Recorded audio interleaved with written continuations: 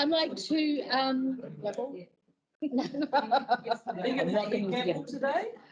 just call this open this meeting. I would like to start actually with a minute's silence. If you could all stand for the late Queen Elizabeth II.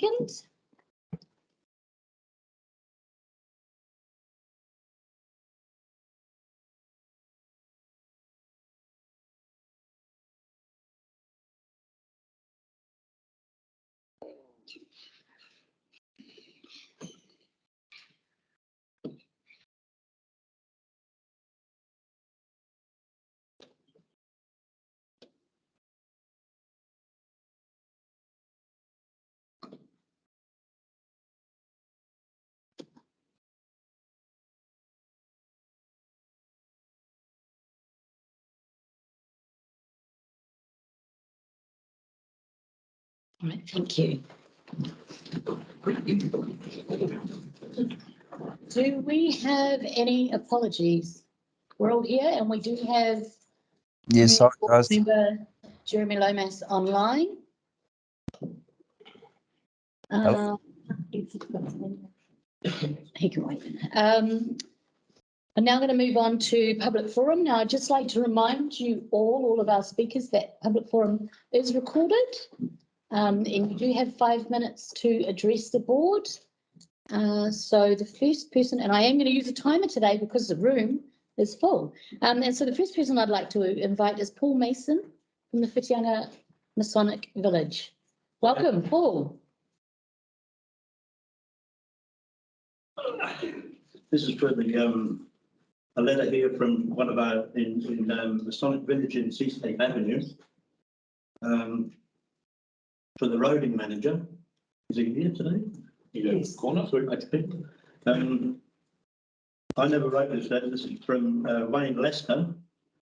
He can't be here today. He lives at number 32 Seascape Avenue. And it reads as, we residents have for some considerable time had problems with vehicles speeding in Seascape Avenue, with speeds exceeding 70, 80 k's and even 100 k's per hour. The Masonic Village is a retirement settlement that has many elderly residents with walking frames, mobility scooters and hearing loss, which makes the road quite dangerous. Before long, someone is going to get seriously injured or even killed unless some serious traffic calming measures are put in place. We acknowledge that the council has done some traffic islands and mobility slope crossings in Seascape Avenue, but seriously, they have done absolutely nothing to calm the speeding traffic, and the residents would like you to review the so-called traffic calming measures that are quite frankly nothing other than a gentle slope crossing point. We ask that you meet with the residents and discuss what would be done to improve the recent roading work. To prevent the road being high-speed rat road and produce an effective traffic speed reduction. And everybody in the road has signed the letter. Thank you. Shall we take away a copy of Yes. That's the table? Yeah, that. Thank you. Thank you. Thank you, Paul. Was there any questions for Paul? Murray? Paul, do you think that road is being used as a shortcut? It is definitely a shortcut road. Okay. And there's a couple of them come up with some suggestions. We have signs at each end of the road saying that it's a retirement village area and maybe reduced speed. Because they're definitely going up well over 100. Someone's going to get killed. Paul, do you know of some young people that have been caught by the police down there? Yep. Yeah, they have been. Yep. Okay. All right. Thank you. Are there any further questions? No. Thank you for coming in. Can I go in? Yeah, absolutely. Keep the speed down, mate. Keep the speed down. I'll see you later for coffee. Thank you. All right. Next, I would like to invite Kylie Shepherds. Good morning. Kylie.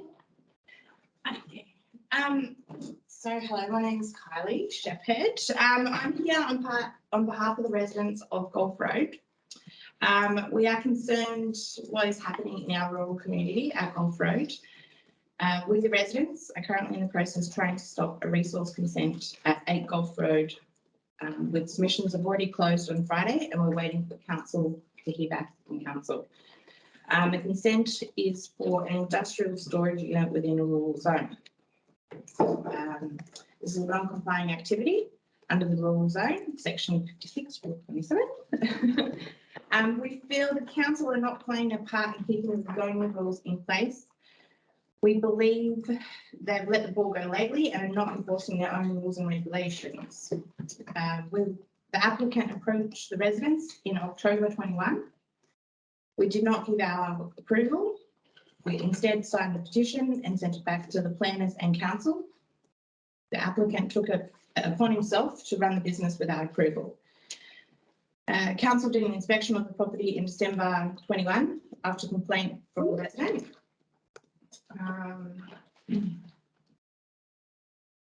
Which they were provided temporary authority to run the business to proceed as is. In May 22, I contacted the council myself as we'd heard nothing, and the TCB tracker, consent tracker, was down. We had noticed the applicant was running his business and wondering what was going on, as we were not informed by council of anything. It's then that we're given, the applicant was given temporary authority to run the business until October 22, so we had time to do the resource consent. This is what we cannot understand, that council have allowed a non-compliant activity to proceed for 10 months. We believe the council should have shut down the business on the spot. By allowing this to happen, it's setting a precedent for other business to start up without following the correct procedures. So the council has made the resource consent at Gulf Road a limited notification only. I do believe that increasing the industrial zone within the DNA should be public notification, and I question why council has not made this so. I'm here today asking for your helpful guidance on what more we can do and how we can get the council to make this a public notification. We've already engaged lawyers to request this on our behalf, but the council has only allowed a limited notification. It's rather concerning that council would allow a temporary business to take place if they were not going to allow this business to carry on once the resource consent was finalised. We are passionate about this as we believe this non-complying activity will change the aesthetic appearance of the rural zone and adversely will affect the native flora and fauna that can be found in the wetlands area adjacent to Gulf Road. We are not against people in business. We only ask that the rules and regulations of the council are carried out by all the residents of Woodyanger. Thank you. Before you disappear, does anyone have any questions for Kylie? That's. Oh. Did you want to table? Yeah, I've just got some documents that I've printed out. Obviously, everything's online for everyone to see, but that's just, I didn't know what to bring. That might be more helpful, the letter that you have. Yeah, your presentation would. Your speaking notes. Yeah. Yeah. That. You have to do. You can have all of this. No, we don't want you to have to go and print it all again. That's fine. I can give you my submission as well, so that it's being sent to the council. That would be helpful. Yeah, Thank you. There's additional information in there, but obviously the main thing today was that we're trying to, we don't understand why this is not a public notification to increase the industrial activities. Okay. I didn't say it, but I had noted a document that I found online from the board from 2008, which was a while ago. But I do note that this was sent to council regarding the Woodyanger Rural Communities Plan, and it states appropriate rezoning of rural areas to manage subdivision development and protect Woodyanger's green belt. Therefore, it is important to the board that the rural entrance to Woodyanger is maintained and that the town does not creep out beyond its existing boundaries. That was directly from the board. to council. Well done, you. Okay, all right. Good detective work, thank you. There's no questions, but you'll hear from staff this one. Thank you. guys. Yeah, I was going to say, yeah, 2008, who was here? I was here. Hey. Murray's name on it. Oh, someone else? Thanks, Kylie. Thank you. Thank you. All right, I'd like to invite Graham Pye, please. Hi, Graham. Just starting my timer. I would like to bring to the attention the issue of the beds being a chemical social smell at our property at 19 Lee Street for the hangar. This has been ongoing for over a year. We've been to council numerous times, but it's still happening. In fact, nobody's been to our property from the council, smell the odour, and the council continually say there is no smell. Council seems not want to solve this issue, people have to go away. The vets are emitting the smell onto our property through opening of windows and the back door, which are right next to our section. The actual building is only 800 millimetres from our boundary fence. And these windows and doors are right on that fence. These windows and doors link directly to the consulting rooms and surgical area. And if you look on the plans of the building, you can actually see that. I have got a copy of the plan so you can see it. If you look at the resource consent, there's no provision for a proper air filtration system. Therefore, where does the smell go when it builds up? Out the back door and windows and open, it comes out in big gusts. When the smell comes out of our property, it's very pungent and overpowering. If we stay too long, it gives us a headache. This massive smell settles right onto our barbecue area and back garden. When it is very strong, it comes right up to our house, and all windows and doors in the house have to be closed. Essentially, we cannot enjoy our back property when the smell has been emitted, and at times are locked into our house. This is making a problem in this vet clinic our problem. Both the wife and I would like the community board to look into this issue, and also for a community board member or councillor to come to our property when the smell is bad and to gauge the problem for themselves. We've tried to sort this problem out with Dave Thurgood, but in the last email he sent us, he stated that he will do whatever he likes, and if it upsets us, even better. And I've kept all these emails. And that's basically just it. All right, thank you. Any questions for Graham? Well, I just can't understand what sort of smell you get from a vet clinic. Well, think of when you're in surgery and in the consulting rooms, every time we take dogs in there, you've got to clean it. And he would be using some pretty high powerful chemicals. If anybody's been into the doctor home, taking a dog, if you go in the consulting rooms and we've got a dog being in there, you can actually smell it, but you imagine that smell that's in there and multiply 10 times or over. Basically, there's nothing there to remove the smell, and when it builds up, he's got no choice but to open the windows and let it out. Therefore, he would recognise that it was unhelpful for them. So, there you go, it must be very unhelpful for you. He doesn't care. Right. Yeah. He's not taking any- Just questions at this stage, please, board. Anyone else? No. Thank you. Thanks for coming and sharing that with us. We will have noted your request for council to look at this and potentially someone to come visit the site. So we'll be in touch. Did you want to tell your notes or? Oh, just right notes. I can email you like later on. Okay. Yeah, if you wanted to email those through, that'd be great. Thank you. Thanks for coming in. Next, like to invite Mike Ski, Mercury Bay Rugby Club. Good morning. Good morning. Right, yeah, so I'm club captain of the Mercury Bay Rugby Club. For years, we have been trying to get a Heartland representative rugby match here in Whitianga. We finally convinced the New Zealand Rugby Union and the Thames Valley Rugby Union to allow us to do it, and bearing in mind this is their centenary year. So we got that approved late last year. So this has been in planning since November. The game was this week. All planning was going towards it being at the sports park. The reason I'm here is we applied to the community board for a grant towards some of the costs, and it was related to catering. We now withdraw that application because we have sourced that funding from elsewhere.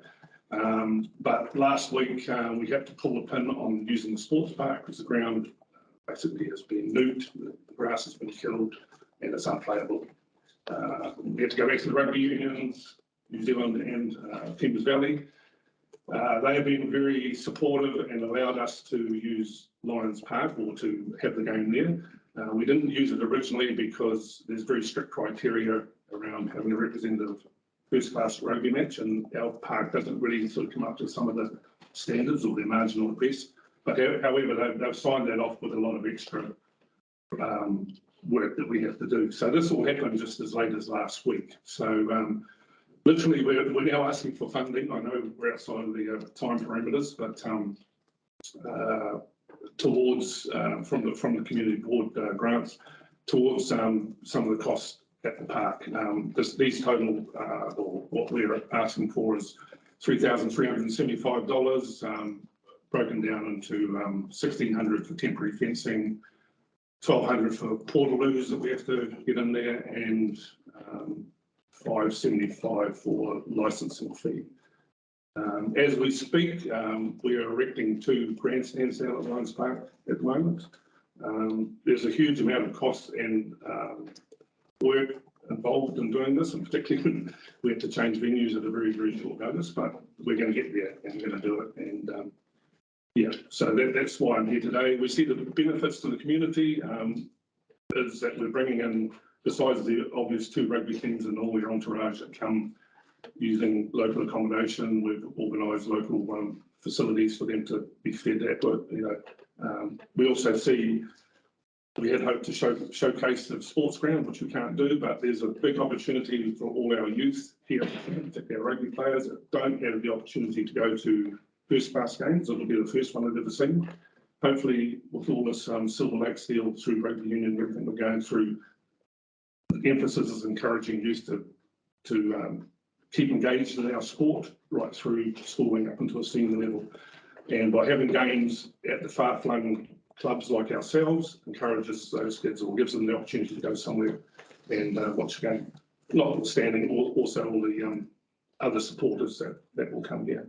And so we just see it's a benefit, already, now this being a long weekend, we know there's a lot of people coming from out of town and we'll be supporting this. And it's at a time of the year when, businesses are pretty quiet. So we hope to, if we can pull this off, have more of this sort of thing in the future. That was going to be my question to you. Could this become an ongoing fixture in the rugby calendar? That's what we're hoping. Yeah, great. There's no guarantees, but once we sort of crunch all the numbers at the end of this, compared to, because most of our games are played in Te Arawa. Yes. I know there's a few other clubs watching what we do, probably looking to do the same thing. Okay. But as I say, if we can pull this off, I think we can, encourage more. Fantastic. And good luck, Tony. If I understand, it is sort of what to do, is transfer what the grant is for what's going to be a post-match activity to assist with the infrastructure required to host this event. Exactly. Yeah. Okay. Yeah. Thank you. Any other questions? No, If I may. I don't know if the rules allow that. Yes, sorry. At your discretion, Madam Chair. I actually think this is a really exceptional opportunity. Yeah. And I just wonder, apart from the funding request, is there anything else that council can help with to make sure that this is the optimum successful event? More money. I know Claire will be supporting that question.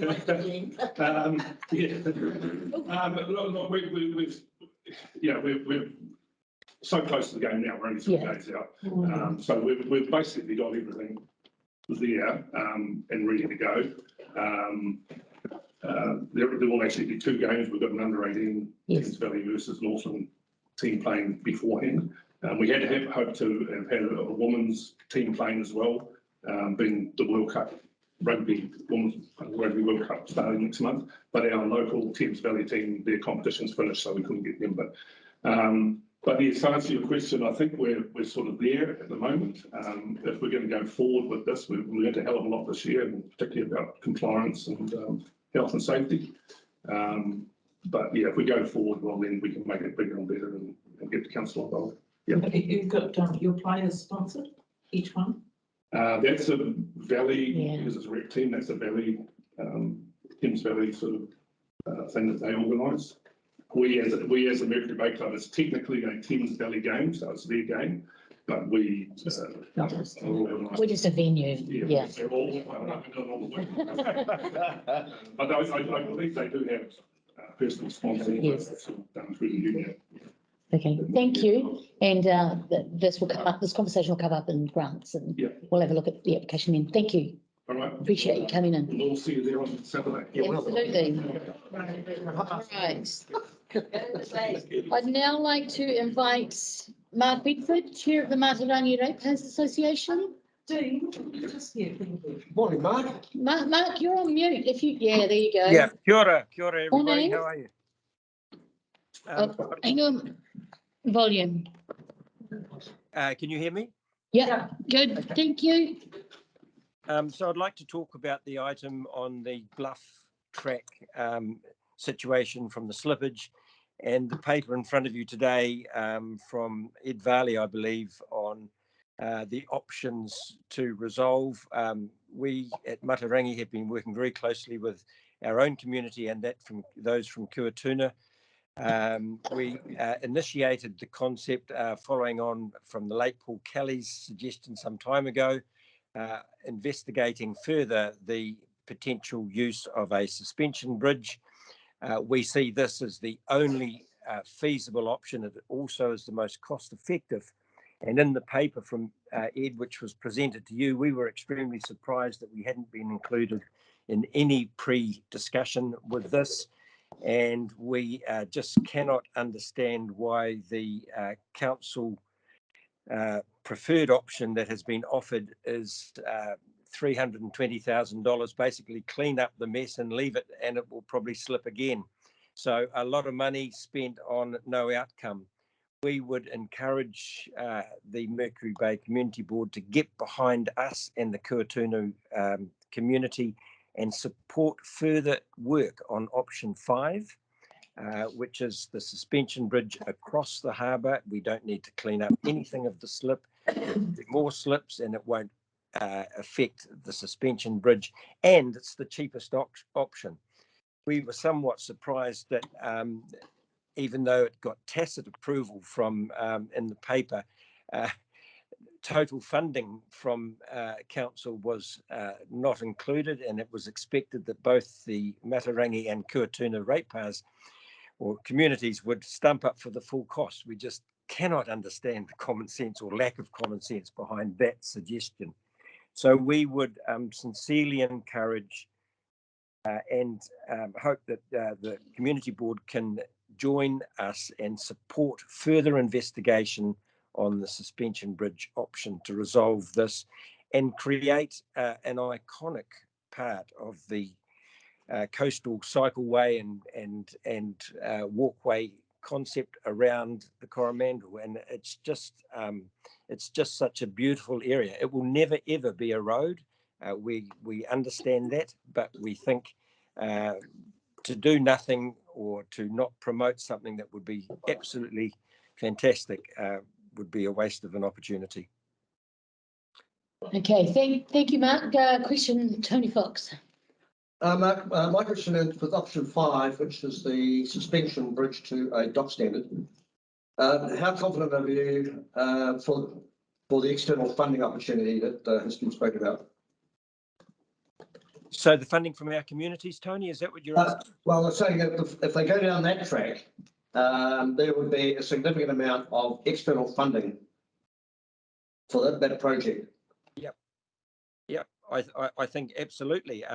We are seeing cycleways and walkways promoted right throughout the country, and I think, I mean, we had an on-site meeting with John Gook Rogers, who will be well known to many, but he was heavily involved with the construction of all the suspension bridges on the Timber Trail, one of the most successful trails, cycle trails in New Zealand. And back of the envelope stuff talks about $250,000. He thinks it's very feasible, but obviously we need to do a little bit more work. But I'm sure that there'll be a lot of funding available from our own communities and other national organisations. And so your preferred option is to close the road and install a suspension bridge.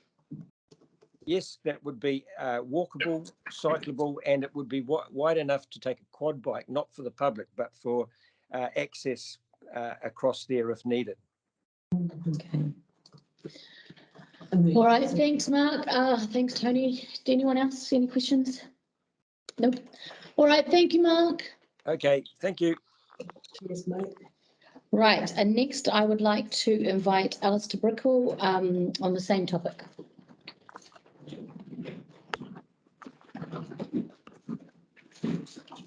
Morning, Alistair. Good morning. Morning. And thank you for the minute of silence. That's very appropriate. I appreciate it. Okay, we want to talk also about the same thing, item 2.1 on the agenda. And I think Mercury ratepayers and consumer ratepayers, on behalf of whom I'm speaking, we're Siamese twins. We're joined at the hip on this one. Like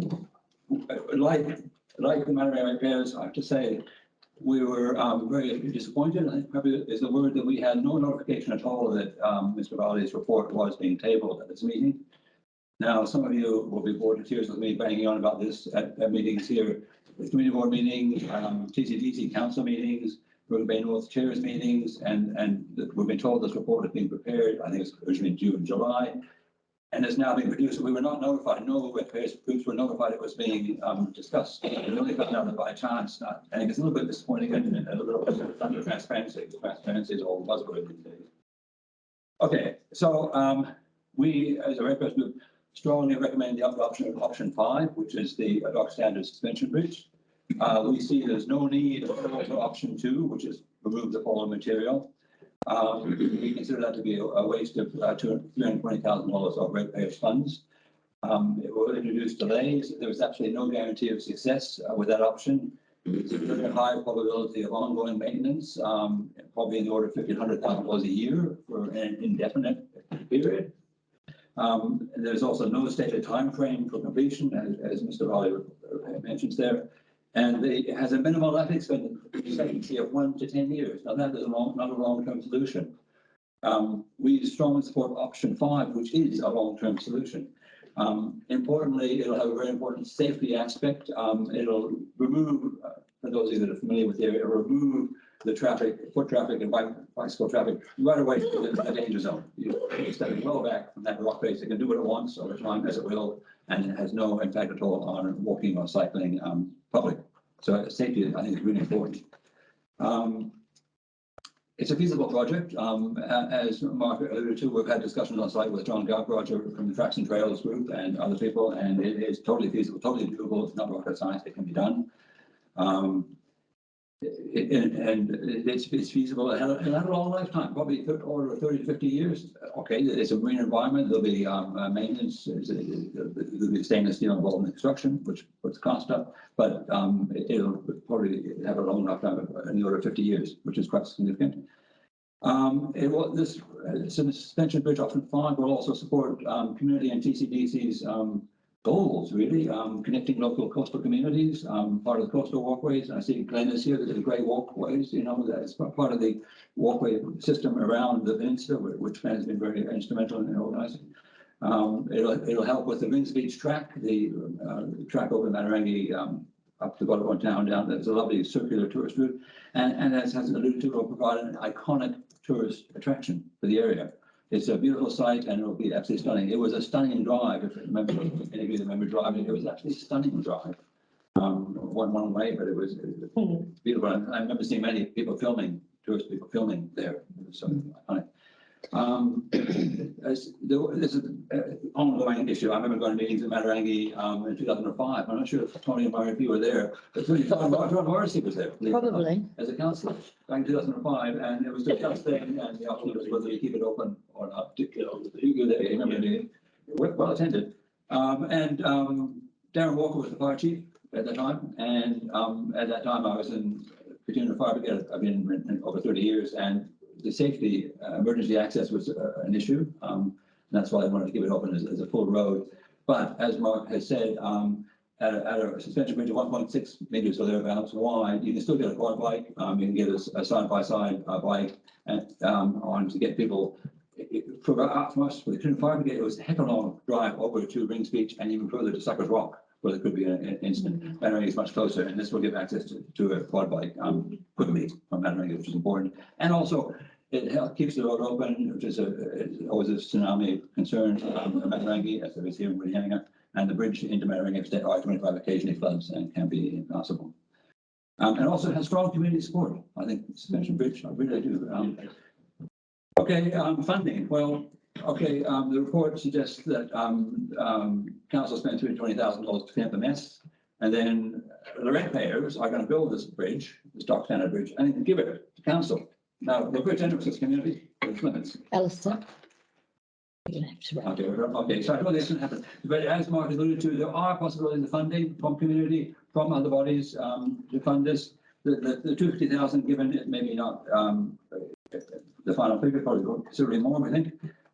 It's a council asset for over 100 years. Council should be maintaining assets. Where else in the country are communities expected to maintain council assets and give them back to council? Are there any questions for Alistair? No. No. All right. Thank If I you. may, Madam Chair. Yes, you may. So the one of the suggestions from the council was that the road be closed, but it's virtually closed itself, really, isn't it? Yes. And so yours, just for clarification, so I'm posing this as a question. The maintenance, sorry, the remedial work is around about 250,000. 220. That's all after 220. And a new suspension bridge is around 250. Right. So what's the point of doing any remedial work if you can just put in a suspension bridge? Indeed. Yeah. All right. Sorry. Just one question. Have you got any idea how many times this has been litigated before this community board? This is why you're not standing again, isn't it? This is exactly why I'm not standing again. This wheel is turned, I don't know how many times, the suspension bridge and the whole lot. And this report is a big step forward. Thank you for the report. It's a good step forward, and we need to discuss it more, and we want to discuss it more. The end is in sight, I think. Okay. Thank you, Alistair. Appreciate that. And next I'd like to invite Kevin Crawford to speak on the Bluff Road in Kuatunu. Welcome. I'm Kevin Crawford, Kuatunu Ratepayers Association, resident of Kuatunu, secretary of the Ratepayers Association. I'm also a structural bridge engineer of many years. How handy.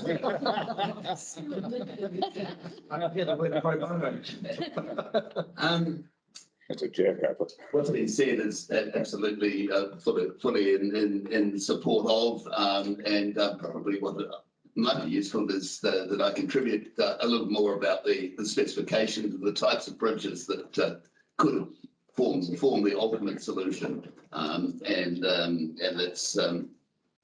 and we've been talking about a suspension bridge. It's a load limited suspension bridge. Option 4 in the report talks of a Wakatahi suspension bridge, which is to bridge manual and higher loads and hence higher cost and high significant durability issues. Durability issue for the suspension bridge can be resolved by stainless steel cabling, connections, etc., etc. So that's not an issue. You can get a suspension bridge, a dock suspension bridge of a similar durability, shall we say, and hence similar maintenance involvement. So a suspension bridge, or what's called a catenary bridge. There's two types which look a little different, but the suspension bridge has towers and it's top hung, if you like, and a catenary bridge follows the drape. The drape to get too far too close to the splash zone. So, so we have been in discussions with the company that has indeed done all the timber trail bridges. Contact there, John Roger, is a company called Frame Group. I've had discussions with Trevor Butler of Frame, and he fully sees, as I do, that the solution is as we've described. Cost, to be frank, a little surprised as community where the 250 came from, and it may have come from pro-ratering old timber trail costs. One knows things have changed quite significantly. Trevor's view is we're talking about probably of the order of $500,000, inclusive of design and consenting fees. So what was in the 250, I don't know, but it's certainly important. So that's the order of costs we're looking at. So sorry, Kevin, so that's $500,000 for construction. Construction and consenting. And consenting and design. Sorry, so all three. Yeah, that's of the order. And of course, now I suggest that and the functionality we've just talked about is very important.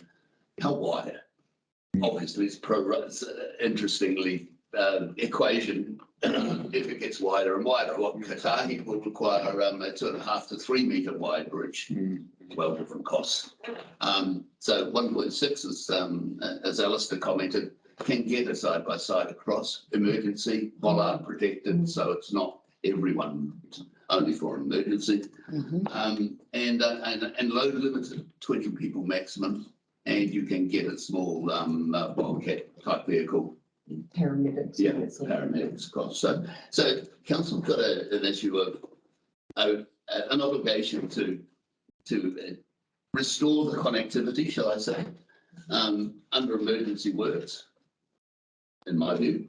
And out of this solution, you actually get a real benefit of an iconic structure, a connectivity, a first big gain of a link between two communities, many kilometres actually, when you think about it, and for the sake of an emergency works requirement of connecting communities. So that's important that we pick up on that. Next steps is I very much appreciate the comments in the report about the community and the engagement with the community. And I would suggest that effectively the specification definition that we've described is a joint collaboration between council and the Ratepayers Association, with, for example, the assistance of Frame Group doing a feasibility study that allows the next steps and the costing to be identified. And the issue of co-funding can be discussed during that. Could I just describe mid-October, DOC are coming with their technical advisors, 19 to 21 October. They are very interested in the connectivity that Alistair referred to of the loop route, and the idea of DOC actually buying in and being the party that has a role with the new road reserve. Fantastic. That's great. Thank you. Any questions for Kevin? Kevin, what was the actual span? Like, I've been there and had a look, and it's really unstable. There's water seeping down behind that massive rock face. And people, when I was standing there looking at, there were people going backwards and forwards, so risking their health and safety.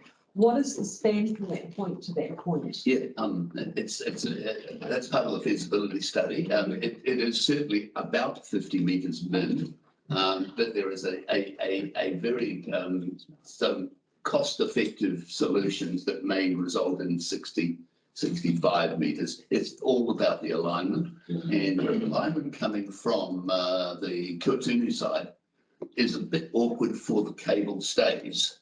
And so a longer bridge may produce a better amenity, and you come around the corner and go into an iconic gateway, if you will, across the cove, rather than a twist and an awkward.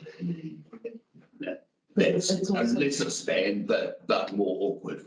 And it's also higher on the Kamatunu side than it is on the Matangi Correct, side. yeah. So that's, and so the type of bridge has, as Ed has said in his report, a different, potentially different anchorage, a short pylon. It's all about the route and the feasibility of the anchors back into the country, the rock. So imagine 50 through to 65 type span that will come out of a feasibility report, which, you know, it's part of that fee, that sum I described. Yeah. All right, thank you. Oh, sorry, did you have more? Question, how do you spell that other kind of bridge? So you said suspension and. Well, it's sometimes called a swing bridge, which I quite frankly is erroneous. Yeah. I'd like to call it a catenary bridge. It follows the dragon. And How do you spell catenary? At CATERNARY. Thank you. And Brilliant. yeah, spell test time. Really keeping you on the toes this morning. Thank you, Kevin. I appreciate you coming in. Thank you. And next I would like to invite Glenn Lynch to speak also on Bluff Road. Thank you, Goodness, it wasn't even on the agenda. No, look at you snuck right on in. Welcome. Thanks, Bishop. I think you got the boss here. I know it's the first time. Been feeling a bit nervous. Yeah, firstly, look, agree with what Alistair had to say. Mark and Kevin, well done. The thing to me is, look, I was councillor out there in 1989 and, you know, and even drove a 40-seater bus around there with tourists on board. But the point is to me that way back, the hardest thing was in 2015 to shut the road. I was living in Katoonu and I had a lot of visitors on bikes. And they were all told it was easier to get out of our place than what it was to get into it. The point was, in safety, it had to be shut. It was all there was to it, and accept that. And stood there when the decision was made. Now, look, I'm a quarry manager by profession. I've mined overseas. It's great to hear the construction side, the geology side from Alistair. But I was involved in digging under wetbacks on the Cornwall greasy backs, whatever you want to call them, on the Coromandel, both at our quarries in Matatoki, at the Kaimarama and in Turahia, and andesite. And I assure you, no matter what money is spent on tidying that up, it'll be consistently getting done for the next 30, 40, 50 years. Yeah. And I actually disagree with what happened when we first went and spent nearly 500,000 with meshing and what have you, but I was only the mayor. The point is that it is never going to stop it. So a bridge of some description is what it's all about. No two ways about it. And Wakakatahi, to think that they do not understand that the subdivisions at Matarangi with 200 plus housing that's going in now and selling quickly.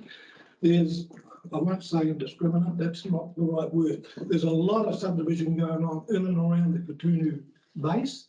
Most of those people are coming down here for recreational enjoyment and the beauty of living in an environment like we have, and we're all lucky to have it and proud to be part of it. The point is, there is a lot of cycling going up and over Minderman's Hill. Now, for the elite cyclists, like Murray and Tony, and it's totally different. They were up and over it, you know, even without an e-bike. That's in the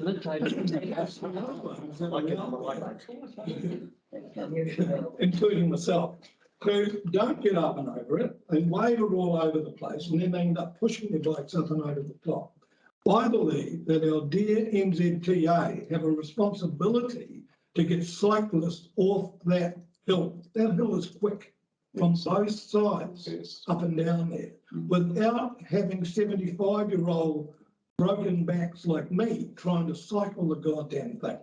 So here we have a situation where we have a beautiful track around there, a suspension bridge of some description is a necessity.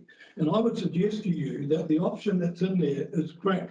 It should not be what's put down at the moment as being the resolution. Resolution, in my mind, should be supporting 4 or 5, and especially 5, but 4 subject to finance from our dear friends, Wakatahi. Now, so it doesn't shut the door on having a better bridge, subject to the finance of central government. So to me, yes, Matarangi and Katurni would work towards fundraising as sure as hell to some degree, but to what degree? To what degree? Because don't forget, most of the people using our infrastructure, which we all know, is at least 75% of people coming in from the outside, enjoying amenities that we have. So I'm suggesting there needs to be support from this board as an outgoing board. I've been involved since 1989. I do not want to see this left to another council and another board where all the work that you have put into it basically says support something here today by resolution. So as at least there's a direction to the incoming council and the incoming community board. This is what you people wanted now. Now, Paul Kelly's not here to argue the case, but I can tell you that as the ex-mayor, what Tony and Murray and Paul Kelly got into, I totally support it, and this board has supported them all the way.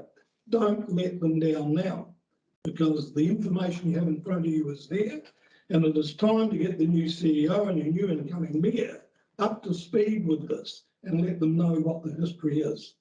So I've worked under greasybacks in my past life, and it's not nice, I can assure you, and I've still got a few scars where we've had machinery knocked around. But the issue to me is that will keep going. The 320,000 being spent is nonsense, absolute nonsense. So go for 5, 4 subject to finance outside, and 5 a necessity to be done. And I thank you all for your sterling work over the last few years, and you, and but take care, make the right decision, and let's get on with it. Thanks very much. Before you go, any questions of Glenn? No. I think it's all being said. I think it's all been said. Thank you. Okay. Thank you. All right. Thank you. And now I would like to invite Alistair McCormick.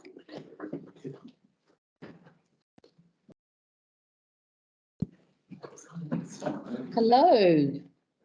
Good morning. First of all, thanks to the board for the congratulations in a letter from the chair for the award I received at the Queen's Jubilee Birthday Honours. I speak today on behalf of the Matarangi Community Trust and as the chair of the Matarangi Ratepayers Association from 2013 to 2020 to place on record our appreciation for the support of this board and its predecessors for Matarangi. As this is their final meeting, we particularly wish to thank Deputy Mayor Murray Mclean and Councillor Tony Fox for their unswerving support over the entire period they have been councillors for the ward. Together with the current chair, Reka, Kerry Percival, and former chair, the late Paul Kelly, they have played key roles in many significant Matarangi projects, especially the maintenance of the Matarangi Spit Head as an open space zone, culminating in the approval by council at its last meeting of an agreement that could enable permanent protection of the special coastal zone in perpetuity. We wish Murray and Tony well in their retirement from their long period of local body service. Thank you. Thanks, you.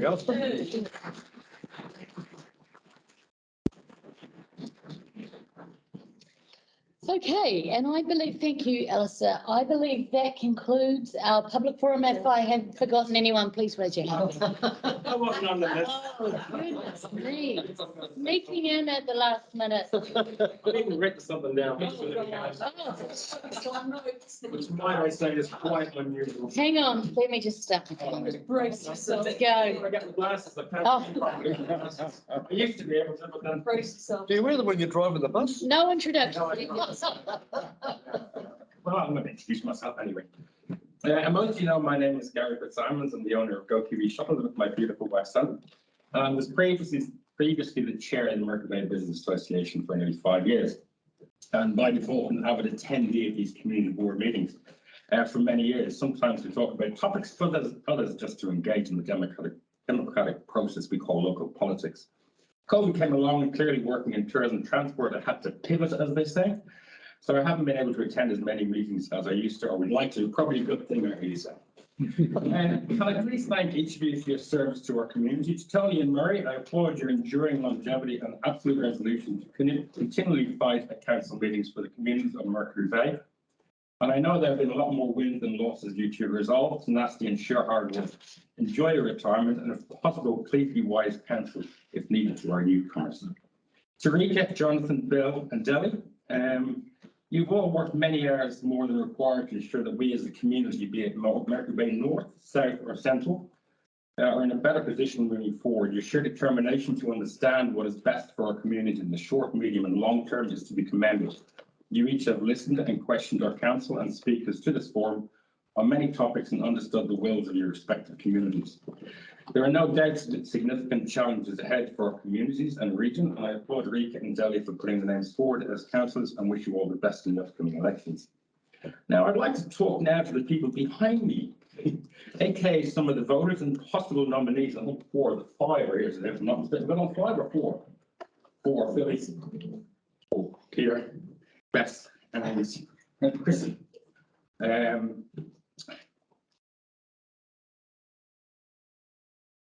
Why you should be keep engaging in local politics, and it's simply this: every elected member will listen to you.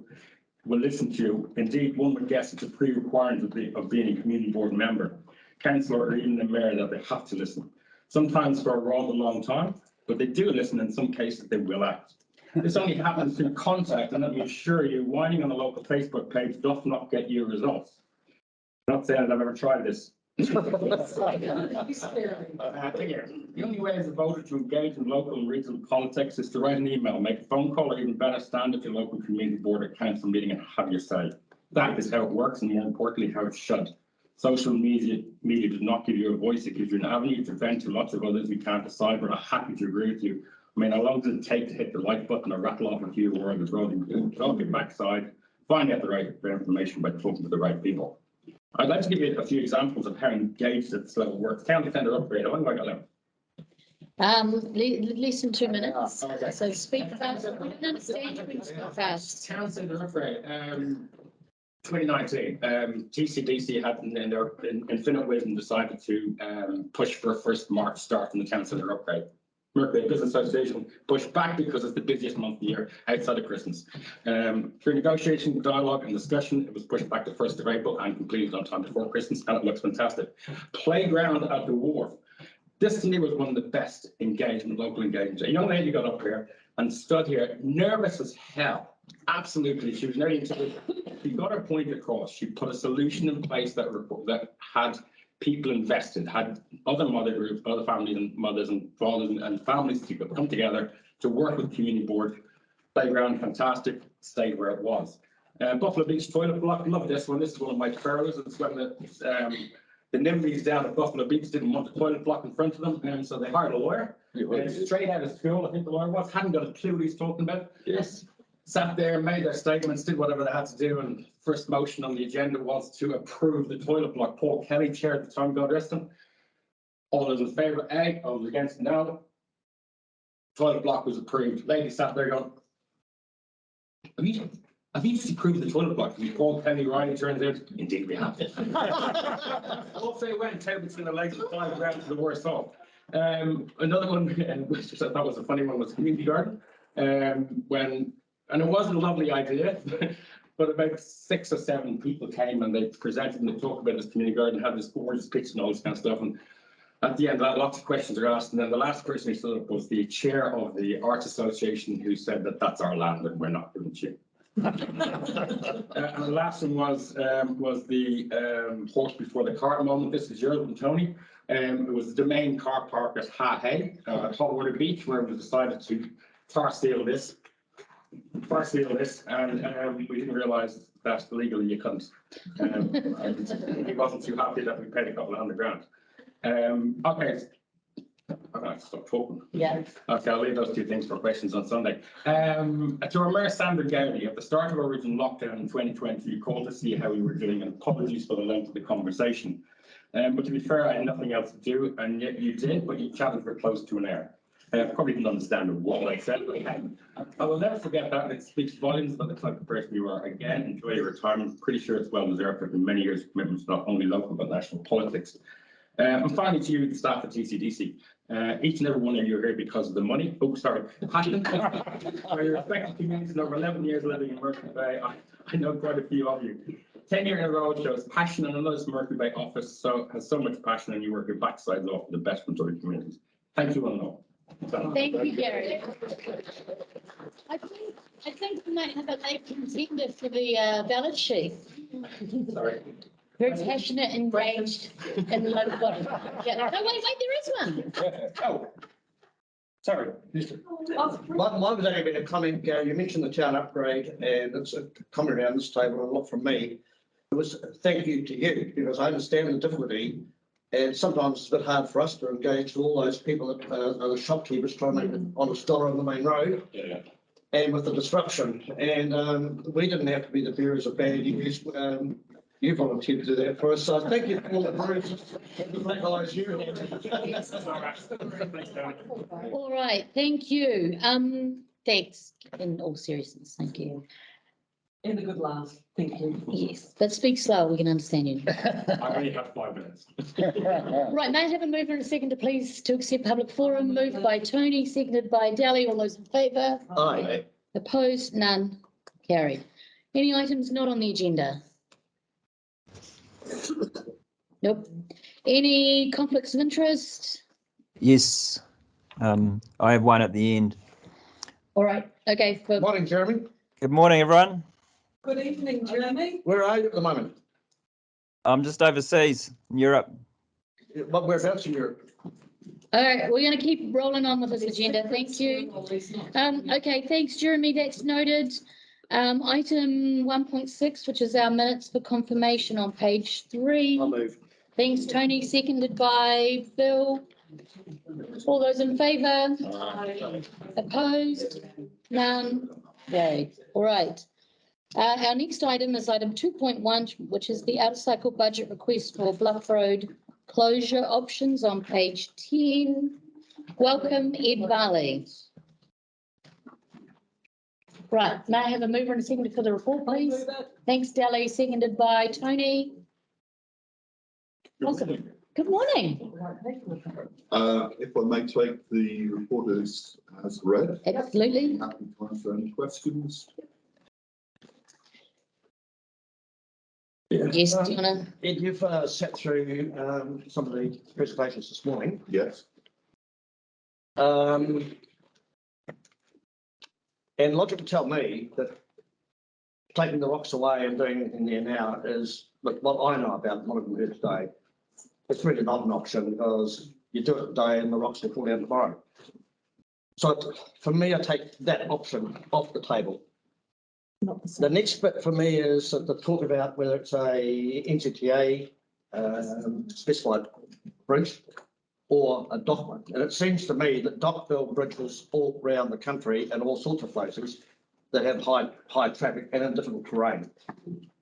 So I just sort of keen to know, having heard what you heard this morning, do you still think that what is recommended here is the right option?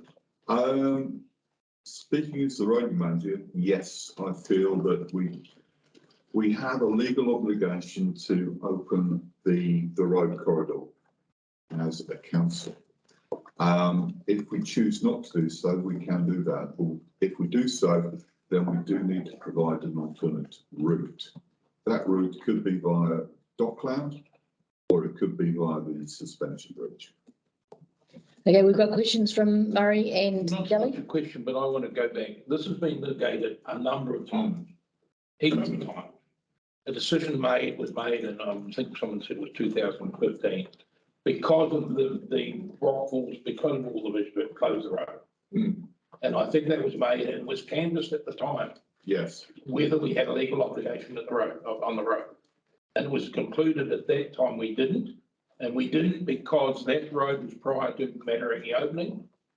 The Matarangi road comes in now, that obligation is extinguished. So we were told. Now, I'm not asking you to comment because it probably needs further, but I look at this and I made a facetious comment when others were there before. How many times has this been litigated? Staff are wasted. Another one of these things where staff rotated around and wasted hundreds of hours and more reports from clinicals and all the rest of it, when it was very clearly on the minutes going back that a suspension bridge was an option. And that was very clearly noted and investigated and reported on. That's been well canvassed. So I just think, let's go to option 5. Let's say that what the community wants. Let's push forward and note it on the things, as you said. There's no budget there at the moment to do anything. I would not vote for spending 1 cent right now until further things are investigated. Okay, that was a comment. You've got a question for Ed? Yeah, my question was around clarifying whether or not that is a road, because the understanding is that that road is closed as a vehicular access and is now only a pedestrian and cycle access way. I also wonder about the process because I fielded some quite angry, with respect, some quite angry emails from Brent, and I've been corresponding back and forth with Alistair and Brent and Mark Bedford. That has been expressed as the preferred option from the communities for some time now. So I just would question how that process came about, that this cleanup operation is the recommendation that we've been asked to put as a resolution. All right, firstly, the route is road reserve, which means that members of the public have the right to pass and repass. But vehicle rights of access have been extinguished, and that does include any form of motorised vehicle transport. So technically quad bikes would not be allowable. As a result of that, because we are the road controlling authority, we have an obligation to preserve public rights of access that currently exist, which is where the requirement that I see to reopen a route comes from. Now, option 2 that I've suggested reopens the existing route past the rockfall. I do concede that the rockfall is an area where we can expect further rockfall to take place, but it is the immediate way of reopening that route. So therefore, that's the option that I do have to promote. The other options are to create an alternate route, and a suspension bridge has been suggested. There are options on that suspension bridge, and we've heard differences already put forward on costs for that bridge. So in my opinion, that's something that we cannot be fully sure about at this time, which is why, as the third recommendation, I've recommended further consultation take place with both community groups to prepare something for input into the next LTP. Okay, hang on, thank you. Bill. Given that that road has been closed for some time, has it been in the consideration of vehicular traffic with engines that they have lost something important, or has business carried on as usual? As far as I can determine, the closure of the route to vehicle traffic has had no significant effect. Exactly. Yes. So therefore, the option then to promote an alternative like a suspension bridge will benefit pedestrians and cyclists, etc., and perhaps even encourage people to visit the area safely. Thank you. Yes. Yes. Comment. I'm just wondering, because it's a dynamic area and as Glenn has referred to, in terms of the fact that we could spend $320,000 worth of ratepayers' money, who we're responsible for our ratepayers to use their money responsibly. It's so dynamic that we could clean that up and within the next 24 hours, a whole big fall could come down. That's correct. So I cannot with good conscience think about spending that amount of money, of ratepayers' money, to do something which still poses an incredible risk that people are already taking that risk, because I've been out there 2 or 3 times and people have passed me, like it's like Ponsonby Road on a Saturday morning, that we should just ignore that option altogether and go down to the path of expediting a suspension bridge, because when I look at the resolutions and the recommendations, it's putting it out into, as Glenn would understand, like these 10-year plans. It could take a very long time with a whole heap of remedial work happening in the meantime. The suspension bridge might not eventuate until 2028 or 2030. And I don't think that's an option. And that's just my opinion. Yeah, I agree. I agree with what you're saying. I was just trying to find something here. So the sense around the table is option 2, if I may surmise, to remove the fallen material, spend the 320,000. No one's really got any appetite for that. No.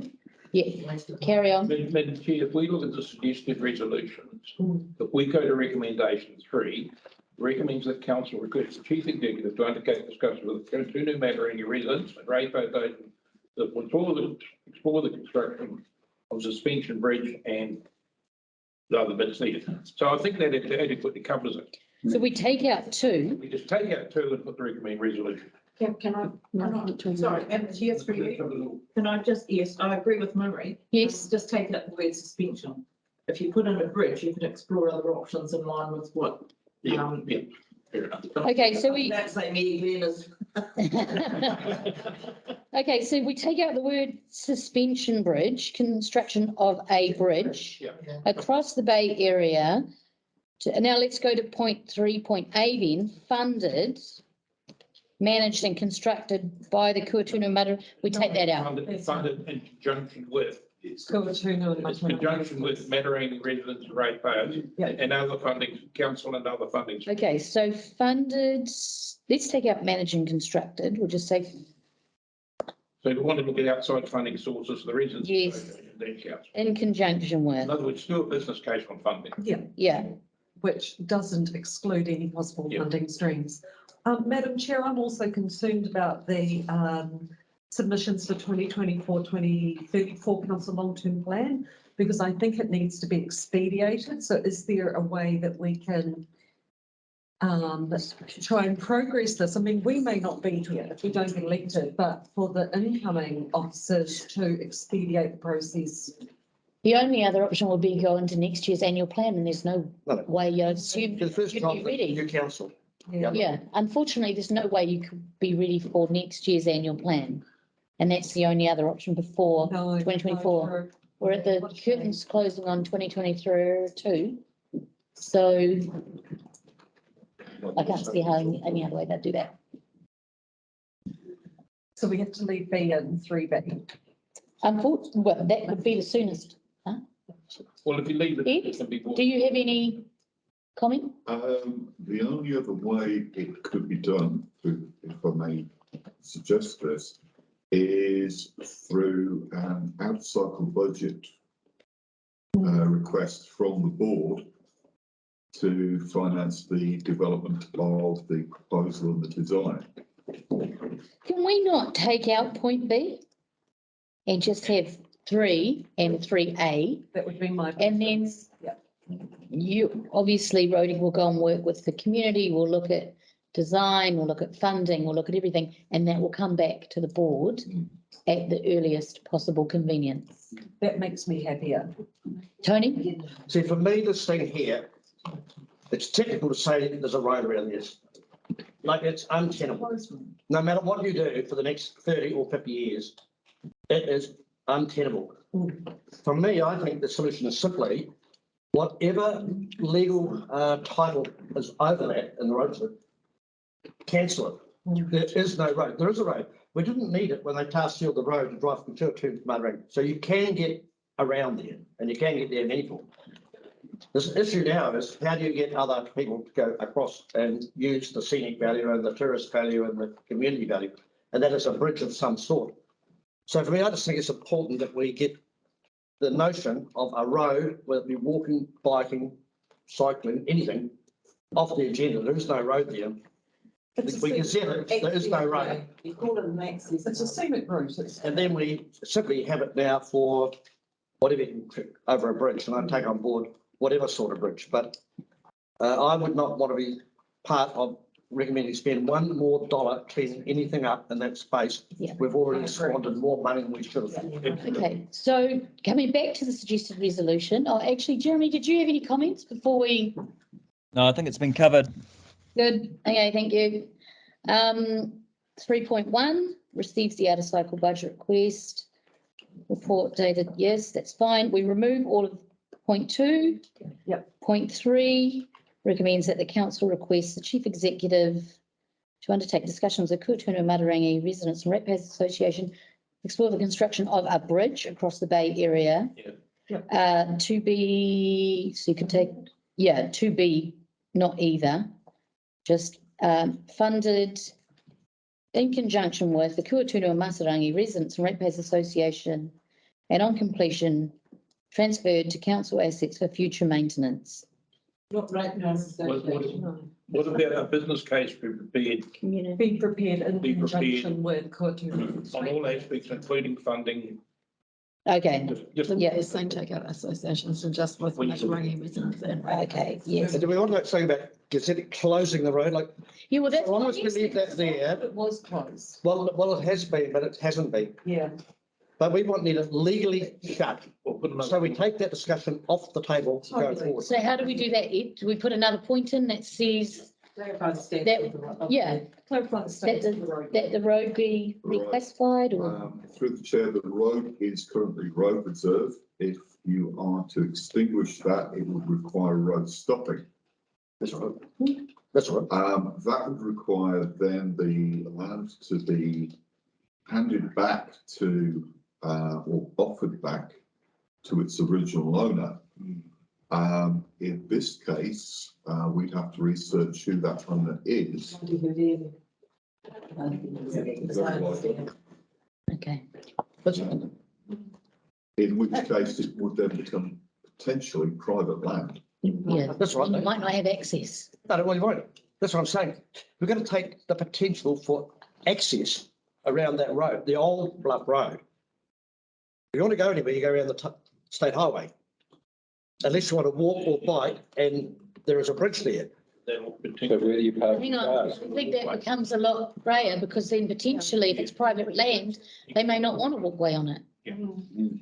So you're losing, So you'd have to have Ngāti Hua there at the table as a stakeholder or That- whoever. that just becomes, But if you just clarify the status of the area you're working with, that will give you a starting point. okay, There's clearly a fair bit more work to be done. But that resolution. Because before you raise the Be ballot, done. you have to make sure that you've got access to the land yes. to even put the bridge in. So Yeah. that definitely needs clarifying. I would say it comes out of the business case. Okay. All right. Madam Chair, Sorry, we're not taking questions from public one forum. question. Real quick, You know the rules. you know the rules. Don't wipe out the chance of or subject to funding. Council staff have got to make sure with NZTA that all avenues of safety for pedestrian cycling is taken into account. And I'll hate to see you wipe out or for the fact that if you get decent funding through negotiation in Wellington, don't just wipe it, subject to funding. Thank you. So that's through the chair, that's creating a resolution with options 4 subject to funding or 5. Yes, Yeah, Okay, or in Yeah. 5, subject to funding. correct. Okay, nice. you got that, Donna? Might need to point from that rounding person in the population. So we've got receives, recommend. Yes. But I didn't quite get the options. Also option, so it's referring to options 4 and 5 in the report. Subject to funding. It's Andrew. 4 options, 4 and 5. Yeah. Is that a separate? Well, no, because we've changed it to a bridge, so it could be any, but I think the point is that we go back to NZTA and part of this, So it could be a walk. The resolution that Murray talked about, resolution 3, yes, talked about the business case. Yes. And the funding. So I would have thought that the issues and the concerns that Glenn raised would have been part of that. So it's already incorporated in number 3. Through the chair, I think. business case, The business case is going to Yeah. cover all your funding. I think the member of the public forum was just making sure. created The option wasn't white. like funding out. And this will look at Wakakotahi, this will look at all funding. I think it's In important to make sure conjunction with that. Kutumana residents and ratepayers, yep. Completion transfer, yep, perfect. Take that B out and get rid of C. Can we put that on screen, Donna, or no? Is that easy to do? Yeah. Perfect. Then everyone can see it. Got to get the road. The Many chiefs? Yes, hi. Yeah, just want to make sure that the resolution includes maintenance costs as well as capital costs, both for Exclude and the business. case. Maybe the business case. will be able to Business wait. case will do all that. It should all be in that. I mean, look, it's what- Let's just have a look at this and make sure everyone's comfortable It's an enabling. before we put this. You've got to argue about this deal. It's coming up, so you can have a look at it. With your best glasses on. Discussion. Madam Chair, respectfully, you might have to read that out because some. Hang on, it's moving, I can't. Recommends that the council request the chief executive to undertake discussions with the Kuatunu and Matarangi residents and ratepayers, take out associations, please, to explore the construction of a bridge across the Bay area to be across the Bay area. You can take that out. To be can come out at the end there. Yeah, that can come out. And then a business case. To be created, so the 2B goes in there. Yep. So next to a capital A before business case. And the next line down. Yeah. What am I doing? You're putting the word A business case. A business is to be case. created.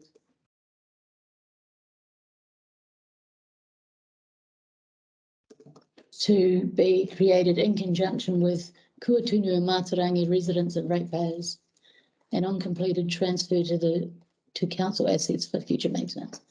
So the business case should take care of the ongoing maintenance It doesn't element. Quite, it doesn't quite read right because it's saying this business case will. Except if Wakakotahi are going to be part of that agency, and they may pick up the maintenance. Well, they would do if it's.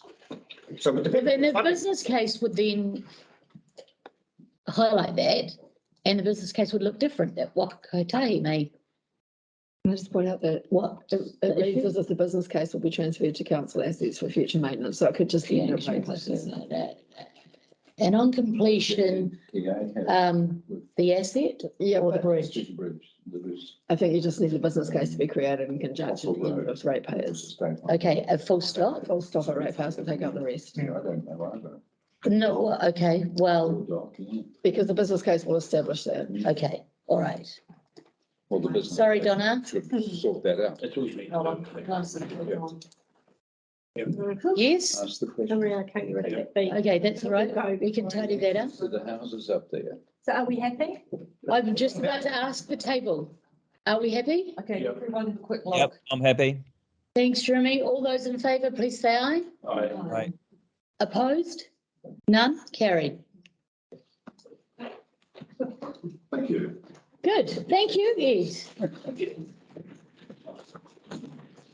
Right, looking at the time, Capital Works Program, that's item 2.2 on page 27. Are we likely to get through the works program? We've got 10 minutes, I'm sure we will. Is that clock right? It is now. Yeah. Morning, Andrew. Morning, everyone. Mover and seconded, may I have a mover and seconded? I'll move the Thanks, report. Tony, seconded by Dally. Right, Any questions? yes. Oh, Wasn't expecting that. no, I was. I have a question with regards to the Whitianga RTS Yes, and just the arrival of big items like the compactor and things like that. How are things moving? they are moving. They've been ordered, and the new office will arrive next month. The compactor will be next month. The two-way bridges will be November. Yeah. And the what's it called? The just bear with me a minute, I'll tell you. The number plate recognition system is later on as well. It's probably November. But the other ones are due very shortly. It says in my report late August for the compactor. That's probably going to be September now. Okay. Thank you. So the site office, we put in for building consent for that. It's being manufactured off-site, will be delivered to site and will be installed and by Versatile themselves. Oh, good. Okay.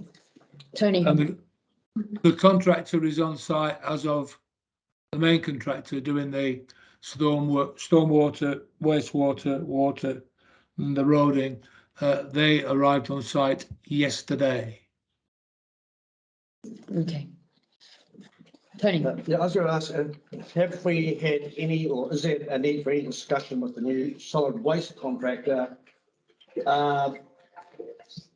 So that we won't get to the stage of completing this project only to find out that the truck's too wide or too long or something that goes in there. My understanding is that the solid waste manager has advised the new contractor, but I need to double check that, Tony, to make sure that they're on board. So They being as big as they are internationally, it may well be that there's some value that they may add even at this late stage. I will follow that up with the solid waste manager, Tony, and provide confirmation. Yeah, thanks. Yeah, Thank good you. point. Good point. Any other questions regarding the RTS? No? Okay. Right.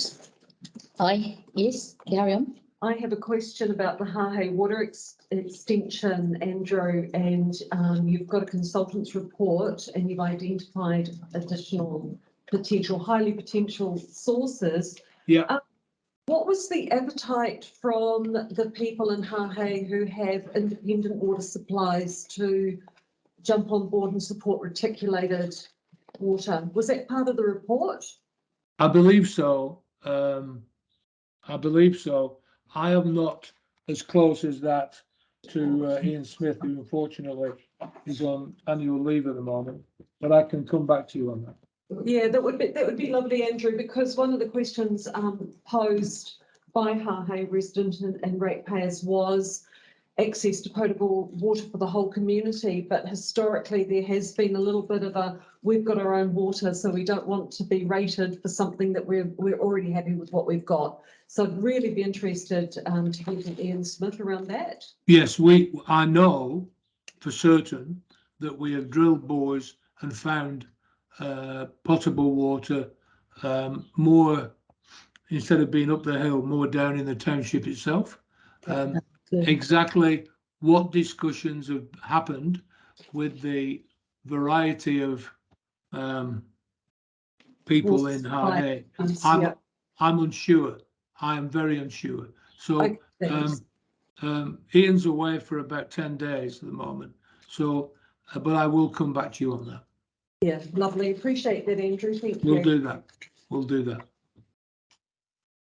Right, I did have one other, and that was around, not for you, Andrew. Heather, did we have an update on Hot Water Beach donations?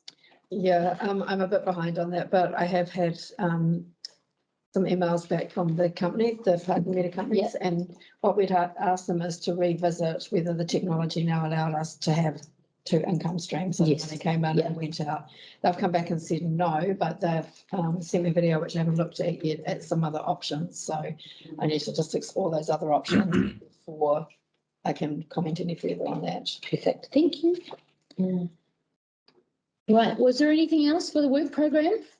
Yeah, just one thing. Oh, yes. In Matarangi, the existing plant, water treatment plant, is on a piece of land that is owned by Winton.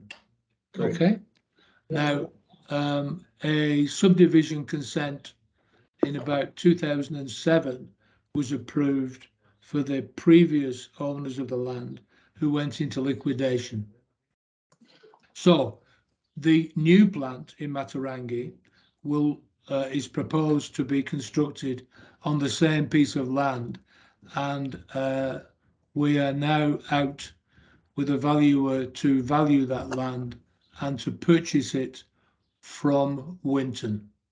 Okay? Now, that is current at the moment. Our legal team are coming up with a sale and purchase agreement, and I'm waiting probably in the next 2 to 3 weeks for the valuation. I've given Winton all the information they require so that we can acquire that piece of land.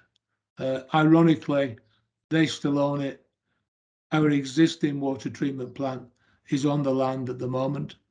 And yeah, it's a bit of a mess, but I hope to resolve it. And we are intending to start the construction subject to building consent in the early new year, when I hope to resolve all the negotiations with Winton. Okay. Thanks, Andrew. So quick question, Andrew. So Andrew, can we take it that Winton isn't going to throw any obstacles in our way in terms of securing the security of a continued water supply? I can't tell you how Wintons are going to behave. Yeah. So there's an element of risk. There is always an element of risk in these things, and but so far, so good. And just to mention to you that the piece of land at the moment has got a designation. That designation is for a water treatment plant. Okay. So Wintons can't view the piece of land as available for development. That's just won't be allowed. So I'm hopeful that the valuation will be reasonable, and that Wintons, who we are in discussions with about the wastewater plant at the moment, are amenable to our requests. If they start to play, pardon my French, silly buggers, then so will we. Can we not take it under Public Works? Well, it's hold up. We can. We can. Was that we can or we can't? We can, but Public Works Act is a 2-year process. Okay. Has Andrew access to our assets? I hope they're going to be locked up. Yes. Yes. They will be. Yes, they will be. And we're going to be on. It is. In court with it. No. It is assumed at the moment, and it is only an assumption, that there is a lease between us and what was Beaches Developments, or whatever they're called, to the existing plan. I haven't seen that, and I don't believe it exists. It was going to be vested into council, but I don't believe that went through when they went into liquidation. So to say it's a bit of a mess is an understatement, but with Winton and the attitude that they are taking at the moment, I'm hopeful that we can have a positive outcome for council. All right. So Thanks, Andrew. moving forward, we don't want to find ourselves in a position where the security of a water supply is at the whim of a developer. No, it's not. Got to this. It's not at the moment. Okay. And bear in mind how Wintons are developing Matarangi with sections and new houses en masse. It's not in their favour. They want a water supply and they want a wastewater system. They don't, but they won't want the delay. Yeah, but we shouldn't be operating like this. We will agree with that. Yeah. All right. Okay. Thanks, Andrew. Jeremy, I saw you had your hand up, but now it's not. Yeah, I was just wondering about update on Sheriff Block. Sheriff Block is proceeding as quickly as possible and has been delayed because of the bad weather in June, July, and also last month. So it's moving ahead. I have not got, and I usually do, provide you with a one-pager because I'm still waiting for the report from the engineer, but it's moving. That's all I can say to you at the moment. Okay, thanks, Andrew. Yeah, Thanks. sorry. I'm sorry I've not got an update for you. Any other questions of Andrew? Did we do a move or anything? No, we did. Yes. No. Yes, we did. Yeah. All right. Okay. Thanks, Andrew. I don't think we've got any more questions for you. So all those in favour, please say aye. Aye. Opposed? None. Carried. Thank you. Thanks, Thank Andrew. Thank you. Bye-bye. I think we need to go back. No, I do. We need to spot up. No, I think we can have them when we see. Yeah, I think we need to do that now. Yes. There's only one item on my next one. Yeah. All right. We'll catch that up. So it's 10:30 now, and we're going to do the presentation now. Yeah. Yes. Okay. And we have our Community Service Awards presentation. Oh, sorry, Paula and Georgia, we will, after morning tea, we will come back and do the Kaimarama Cemetery design. Yeah, thank you. Sorry about that. Thank you. Okay.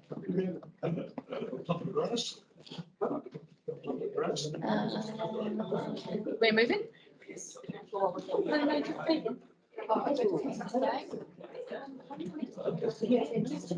yes. How you doing, Gary? Right, are we all ready? Okay, so.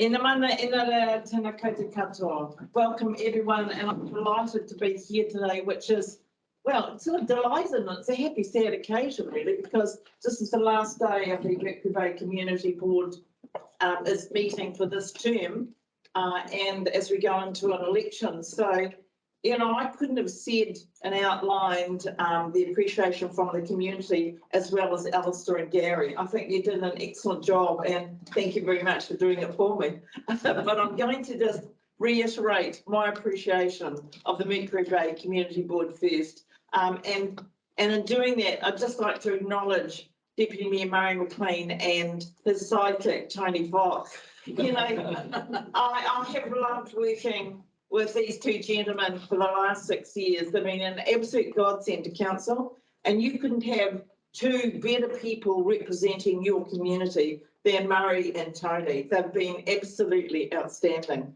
And in line with that, can I just acknowledge Rika? Rika, I'm just so delighted to see you chairing here today, and it's fabulous. I see a little bit of me in there.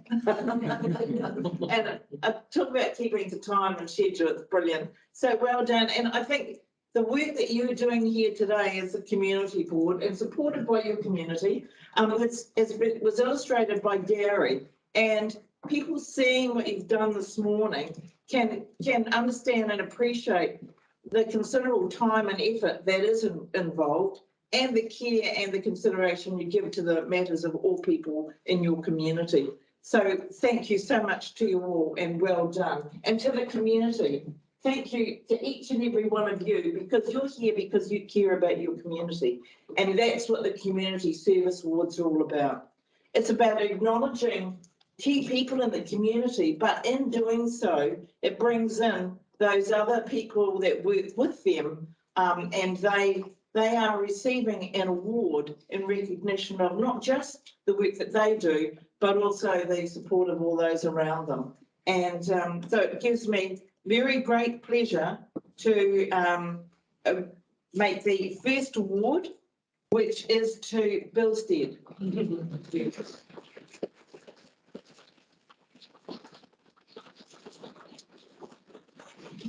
Now, Bill, I'm a great believer in ratepayer groups. I actually think they're an essential part of our communities. And while they don't represent the entire community, they do such an extraordinary amount of work. And it's just another one of those groups that can help bring people together and achieve good outcomes. And I'm hoping that's the case with Bluff Road. Thank you very much. William's dead. I'm delighted to be able to award you with this Community Service Award. And thank you so much for all that you've done. And I've got a bit of an outline here. And it's you've had 10 years plus for the Hāhei community, including past chair of the Hāhei Residents Ratepayers Association and community member for the Grange Road Water Association.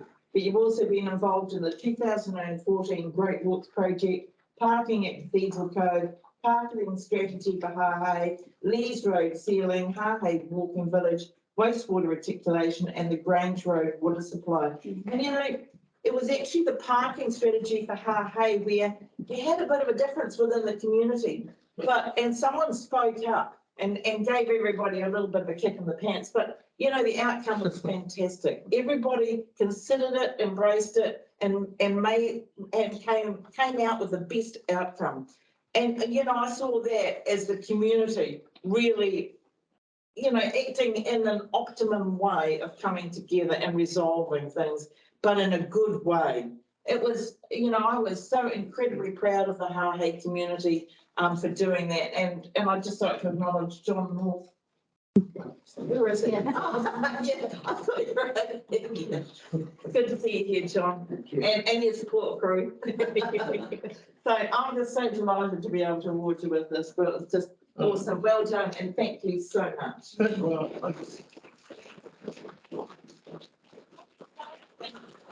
Can I just acknowledge Glenn Leach has also been a big part of all our lives. Exactly. Thank you very much.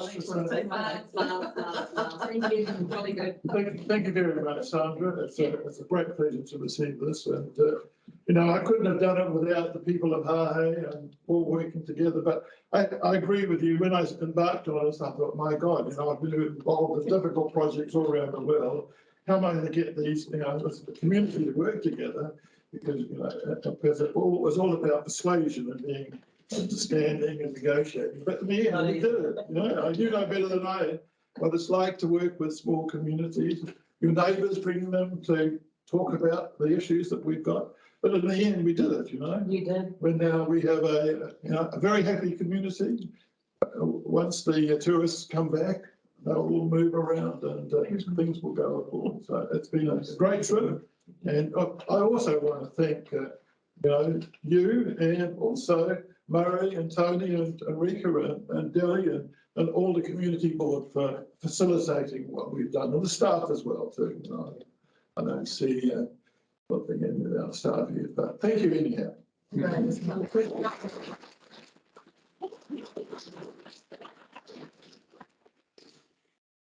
I would now like to invite Bill Mclean to come forward. What? I'm not a very forward person, Sandra.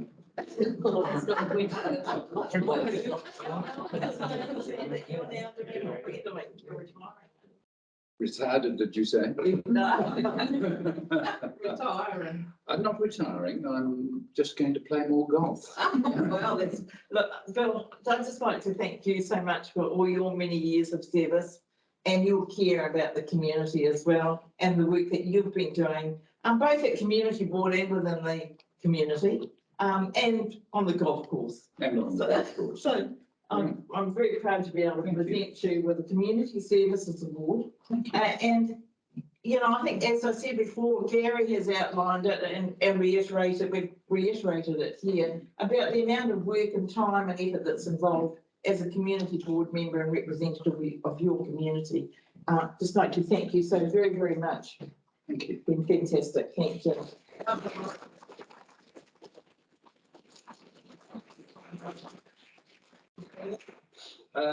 I've found that in life, if you tell lies, you're going to be in trouble. And I am absolutely gobsmacked. I had no expectation of this because what I've been doing is what I've been enjoying. Exactly. And, you know, people out there have expectations, and if from time to time you can make it happen, everyone feels good. And, you know, for a guy, I'm approaching 60, as you well know. Don't look at me. I'm fit and well and thoroughly enjoying myself and have enjoyed myself. And I hope the next team comes on and maintains the standard that we as a group have set up. Again, I thank you all.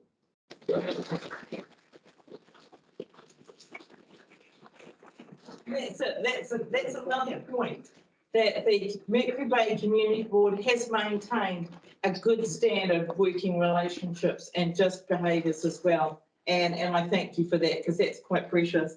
And like Bill, I just love this sector. It's absolutely fantastic. It's brilliant being able to work for your community. And in line with that, I'd just like to recognise the third person. Presumably you're still online, Jeremy Lomas.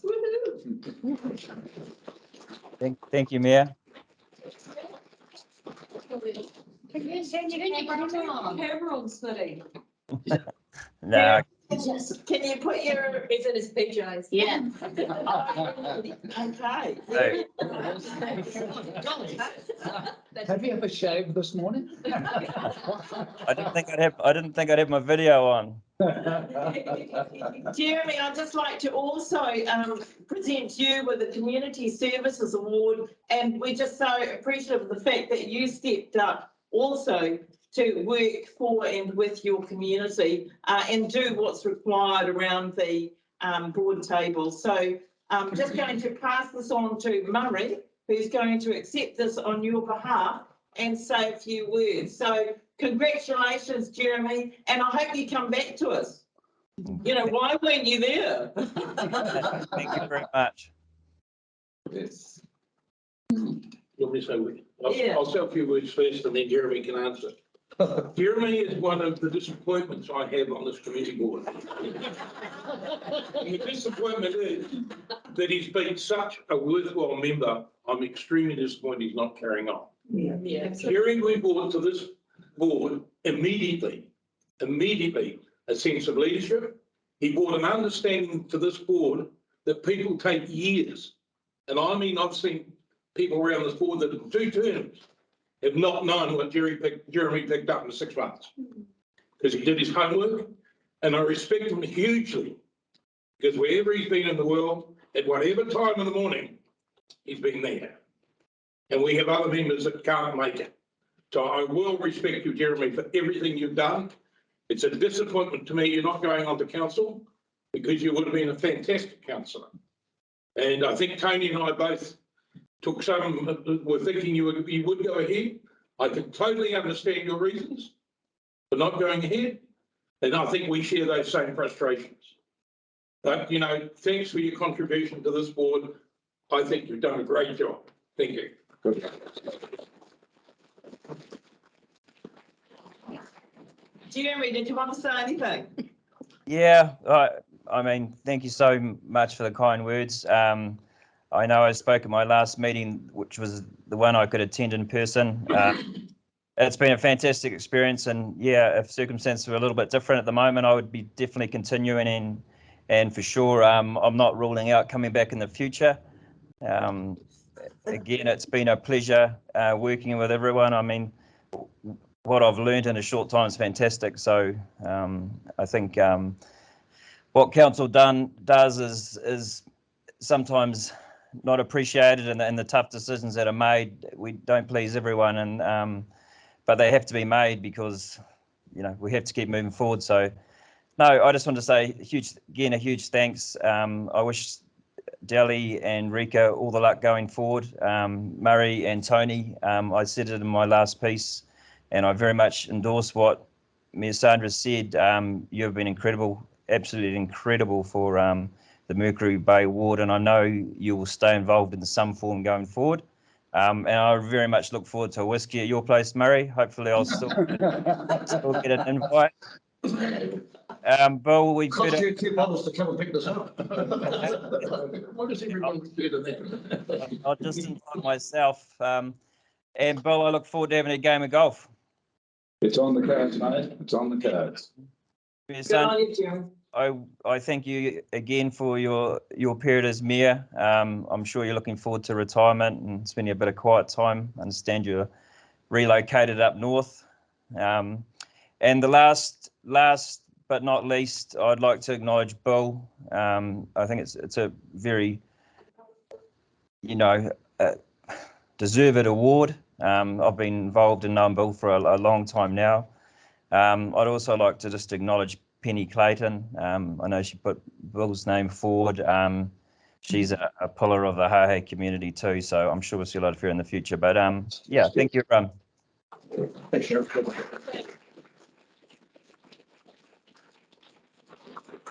So thank you, everyone, and well done. But we're going to crack on with, is Georgia there? And Paula. And Paula? Can I have my recording? Yes, can you guys see me and hear me? I can see you and hear you. Hello, welcome. Good morning. Still morning? Yes, good morning, everyone. Thank you for just going with the sort of slight agenda change there. No problem. What page are we on? We are on page 36. 36. To 38. Right. Oh, that. Are we just up? Yes, we are. Right. Can I take the report as read? Yes.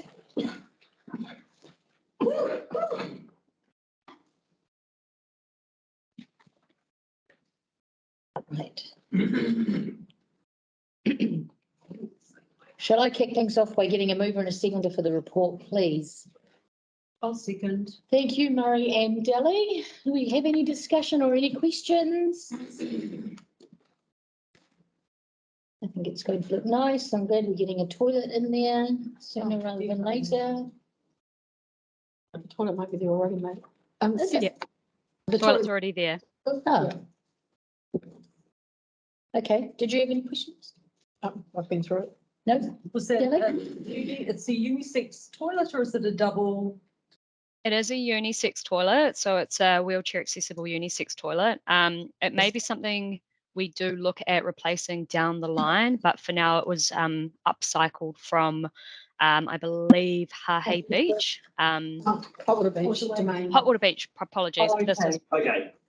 Yeah. Cool. And the other question is, when can the first interment happen?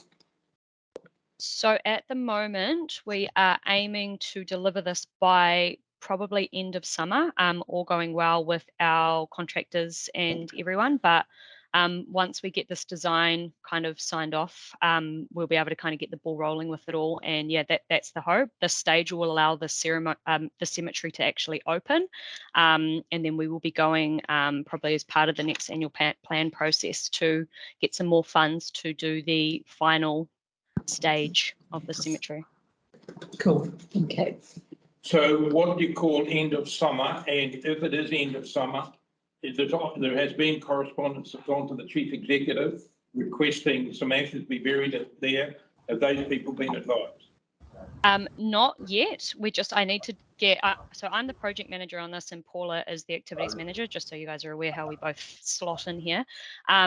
I am aiming to have it delivered in March, but once I can get kind of start, I don't want to give false expectation to people if I can't get the contractors on board. So pretty much from this meeting, I'll be making contact with the relevant people I need to get the work rolling, and then we will be engaging with those. I know Joan Gaskell, for example, family, those who are looking to be put into the ashes space.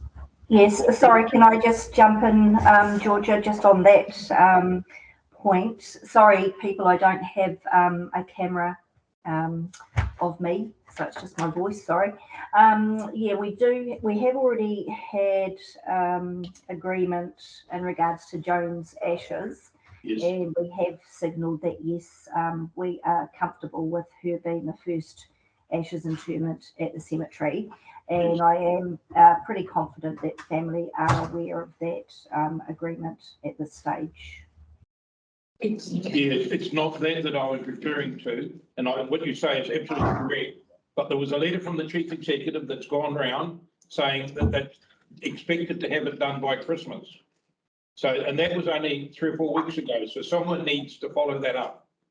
I can follow that up. It definitely was summer was the delivery from the chief executive, but again, when we've gone back through this, because it has been passed around a few times around this project in general, once we realised we actually had to come back to the board and get the approval, that's kind of where we've started from. So I will be trying. I'm not worried about that. I'm just worried about the gas full time. Yes, that's fine. We'll try to get it delivered by as soon as we can, but Christmas is probably unrealistic, which is why we're saying end of summer. But you'll keep the Gaskells in the loop with how we're tracking with time. We will. Most definitely. Yeah, okay, thank you. Any other questions? All right, thank you, ladies. All those in favour, please say aye. Aye. Opposed? None. Carried. Thank you. Thank you. Thank you. All right, so page 41, which I is... had a special request for the mayor to follow that up. Oh, okay, good. No, that's fine. We've got the answer we need. As long as they keep the Gaskells in the loop, I'm sure that they will be. The big concern is around ageing relatives. Yes. She's worried that relatives are going to cark it before they get joined in the ground. So just through the chair as well, there are other families who are also waiting for their loved ones' ashes to be interred there. So I've been in constant contact with Paula, our cemetery coordinator, about that. So yeah. Cool. Thank you. So sorry, that takes us to the Mercury Bay Community Correspondence Report, item 4.1. Through the chair, there was nothing that we received prior to the agenda coming out. Everything in the last 2 days? Everything came out in the last few days. So there was one that was from Linda, it was an invitation to a community gathering to honour Queen Elizabeth II. And I'm not sure whether you all got it individually or not. And I apologise, it came through on Friday, on Monday, and I wasn't at work. So, but we did receive it. So my apology on that one. Obviously, we've gone out of sequence. So just table Mark Bedford's email, which I've sent you all about Bluff Road, and Red Page's email that about Bluff Road, which we've discussed. Yeah. And there was also the email from Mclean in regards to the community grant. Yes. And we'll obviously discuss that as part of the grant process going forward. And that was all that I had, unless there was anything that the board has received outside of that time. No, I forwarded my one that I had on, so that's good. All right, may I have a mover and a seconder for the, thank you, Bill, seconded by Tony. All those in favour? Opposed? None? Carried. Brilliant. So this takes us to our all-time favourite. Everybody's favourite topic. I'm going to move so I can see the board. I know, I've written it very small, I realise, so apologies in advance. Helena's here and she's going to take some notes from me, and I'm hoping Dolly will do my maths again because she knows how poor I am at doing that. I knew you were. I have a calculator on my phone. Yeah, exactly. Yeah. So I'm assuming you've all had a really good look at them and decided who you do and don't want to support. I also had just a little note that something that Rika had mentioned as well. It's just about, there's been previous conversations as a board where you've talked about supporting people with seed money. Yes. As a sort of the way that the board wanted to structure these. There's also been comment on whether or not to support groups that put on an event and then donate to others. So there are a couple like that I just want to bring your attention to that. You've had those conversations several times over the years. Yeah. So we'll start off with Men's Shed, just because they're on the top of the list. they're asking for $2,000 towards a trailer to help support them with their ongoing activities. So right now, do you want the score or So should we give you our number? Just because it's your last time, and I know some of you don't like scoring, do you want to just tell me what you want to do? What do you want to do? Because it's your. Because you're the chair. Okay, all right, let's just talk numbers, like figures, isn't it dollars? Yep. And I'll kick this off with $1,000. All right, any advance on $1,000? I agree with $1,000 at least, because there's a flow on to them working with youth and they'll be working with the Resource Recovery Centre. Yeah. So they've got multiple threads going out to the community. But they sell their products as well, so they have revenue streams too. No, fair enough. So I think $1,000 would be a good way to get them going. People really enjoyed it. I'd like to add to that, having spoken to Kevin on this and the Lions Club, which is chair. So I'll get to the Lions Club, but that donation is one that you've spoken about for the Lions Club. It doesn't go there. It actually ends up at the swimming pool trust. Right. So they're not so worried about that because it's something that has happened in the past. All he said to me is the thing they desperately need for the men's shed, and that's a lot of Lions as well, is a trailer. And that's because they go out and pick stuff up and bring it back and refurbish it and do it for other people that is gratis. Right. So it's an awful lot that they actually do for nothing. And the bit they do when the likes of Richard Vedder, for instance, gets his cheese boards made up and he makes a contribution towards those, it's sort of used up to meet all sorts of other costs. So I'm happy with. Do you think 1,500? Well, I'm happy with 1,000, but if they got the lot of them, won't either. Let's put 1,000 in. Let's put 1,000. Yeah, so, I mean, it was my sentiment, Tony. So just a reminder what I Yeah, said right at the beginning. Yeah. I put up the top there, the contestable grant budget is 24,000. Yeah. The community board discretionary grant is 20,000 and the natural cultural heritage, should we choose to use some of it for this, would be 10,700 per year.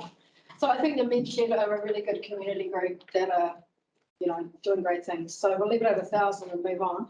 The Community Services Trust, again, that's the Wakatiri driver's licensing program that they've done. We supported. What is it that they actually do, Heather?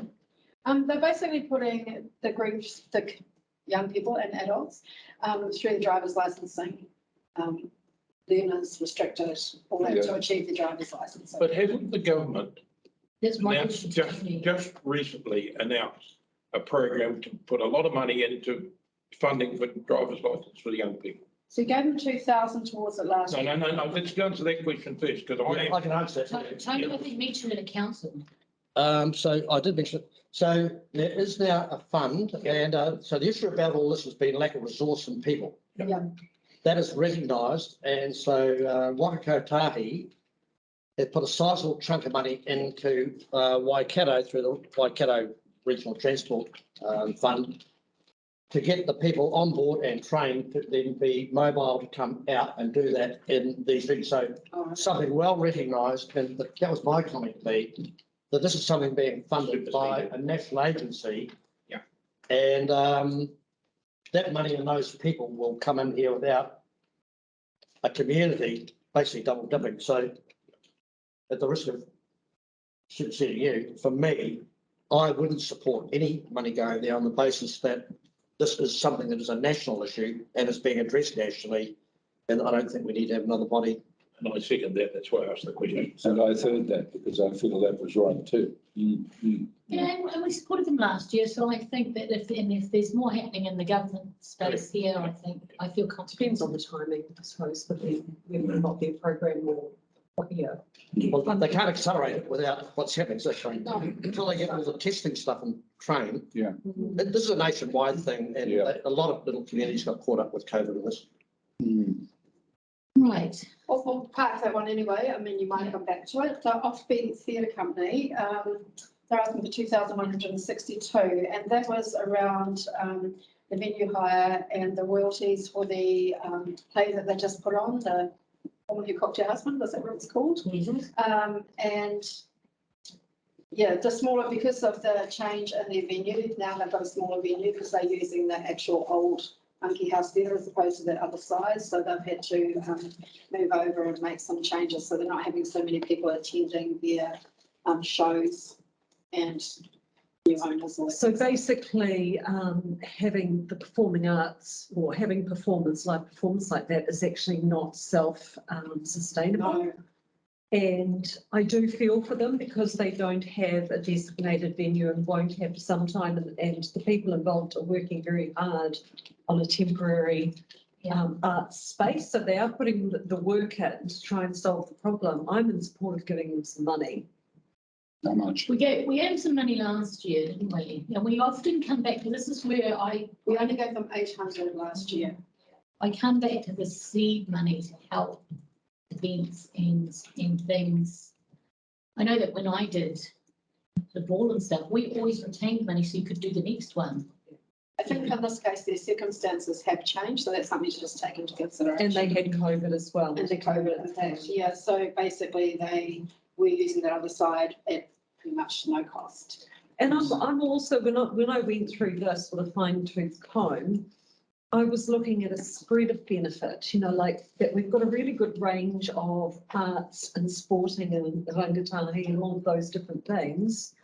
We've got the money there to use, and I hear what you're saying, and I know we don't have to use all of it.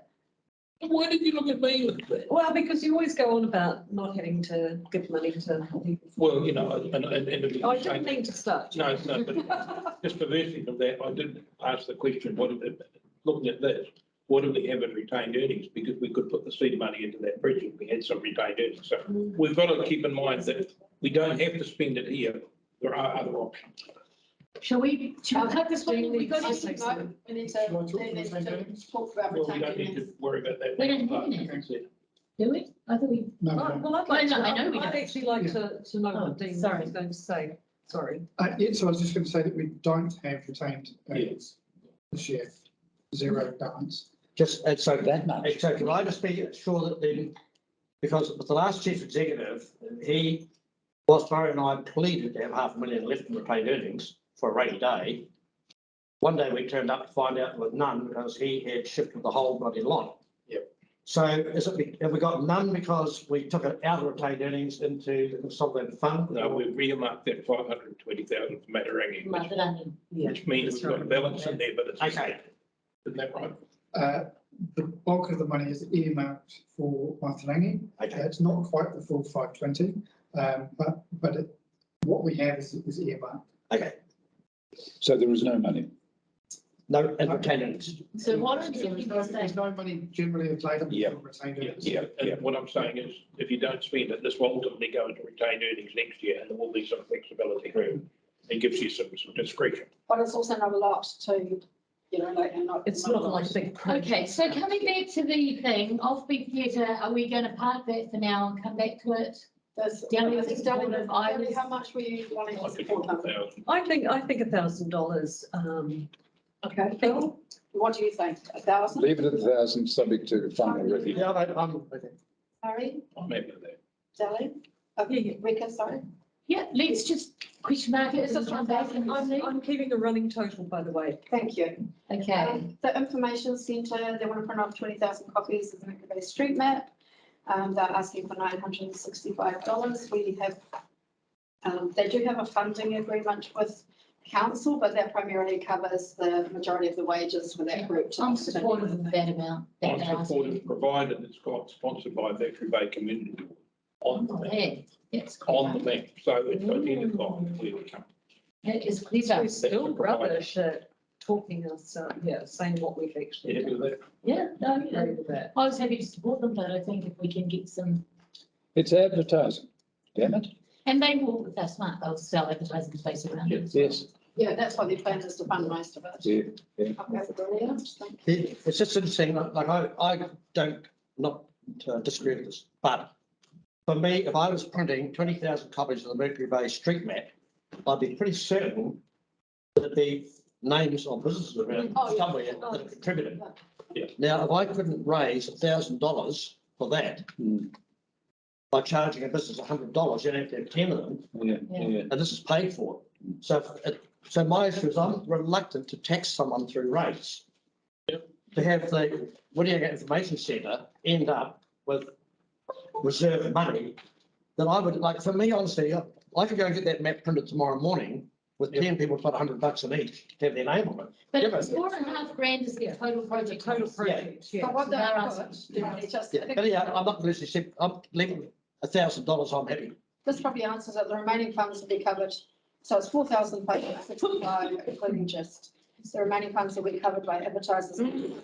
There's 36 advertising spaces available, which we can sell to local businesses. They sell them for $100 each.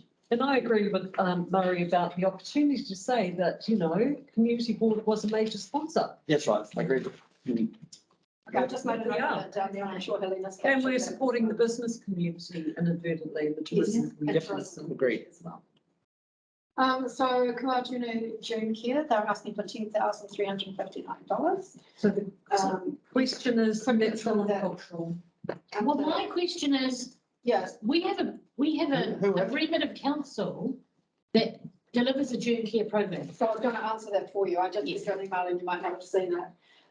So it was a really good question because my first question was to our parks people of whether we support them, because they do.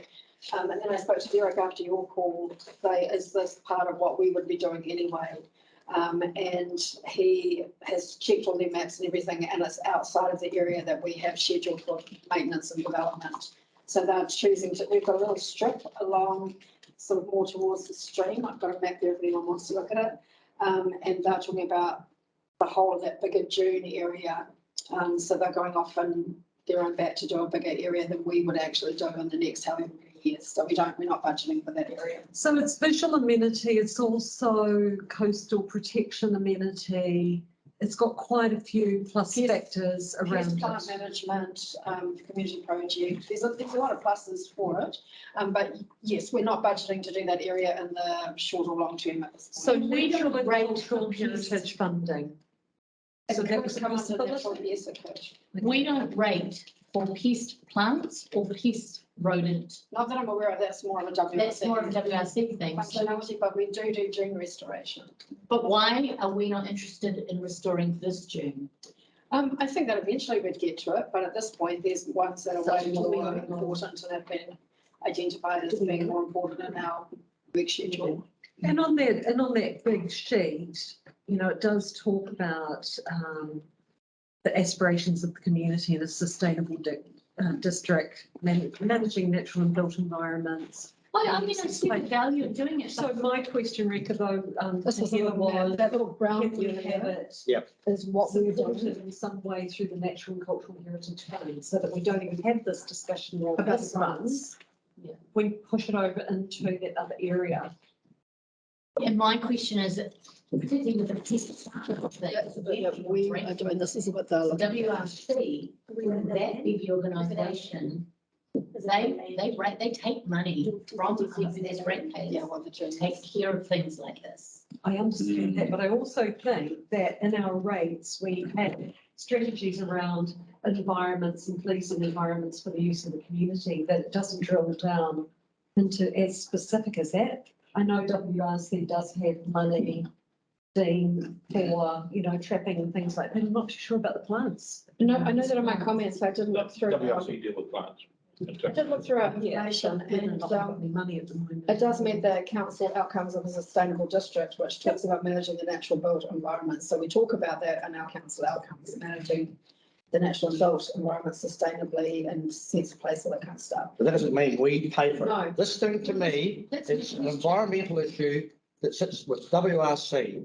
And if it didn't, I know with the coast, the shoreline management program, that with the coast and not inland waterways and those sorts of things. But this is coastal, isn't We it? can't look after the weeds in the bloody planting that we do and pay for with volunteer labour. Because that is one of the issues, the invasive weeds that we don't spray out. And we have to keep going back and doing it again and again and again and again. So for me, I'm not supportive of this at all, because it's the wrong people doing it. Yeah, when you obviously have a plan, and I wonder, this sort of sits outside of the council plan, and it's a big chunk of money, and I'd be open to potentially maybe supporting some of it, but I think there's other agencies that do this. Yes. And Yes. we have our own plan, and I would rather we support and do the parts that we're going to do well than start another part of the June network which potentially then doesn't get names. Do you understand? I hear what you're Do you saying. see what the, Yeah, let's just park it. yeah. Let's just sort of with a big question mark and we'll move on to the ones that we really want to support. Can we put CH next to it, question mark as well, for cultural and heritage? Because, you know, we don't necessarily support contract work like the removal of pest plants, but we could say as goodwill from that fund towards the community planting. Still the same criteria though. Yeah, I think we've got a big plan that we need to make sure that we're all. I think, okay, let's leave it, let's park it, Darren, we can come back and have the conversation again. For New Kita School, they want to do some more mural paintings around beside the pool areas. So the 3 that we gave them, was that for other murals? Did you look at what we gave them? It was 2 years ago. I think it was for that mural, wasn't it? oh, was it the big butterflies and things on the end of the classroom? I didn't look that up, apologies. Helena might just look that up for us if she can. Who will see these paintings? You see them as you drive past, it was out there on Monday. Those ones that I you- struggle actually people to put murals on a school wall. I think with school murals. A mural painting on the front and both sides of the swimming pool changing rooms and all 4 sides of the pool. It will run adjacent to the course, will include interactive targets for children to use to improve throwing skills, through their physical education classes. And they note in their application about how successful the previous one was in the sense of pride that engendered. A bit marginal, I think. I would say now, I'm not supportive of us paying this sort of money for murals around schools.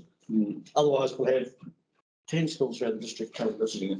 The thing that, you know, having worked in education and worked in schools, normally if you're going to have a mural, you would approach parents who own businesses to be sponsors and have a wee plaque on the mural or whatever saying, you know, we paid $100 towards paint. Because they're getting professional people to paint this rather than having kids paint. Sure, but who benefits? I'm hearing a no. Yeah, no. I think it's- And I'm pretty sure we gave them, did support this. We did give 3,000. Yeah, previously. 3,374. The previous one. The boating club is their double trouble regatta, sailing regatta. You didn't support them last year, but you did in the first year.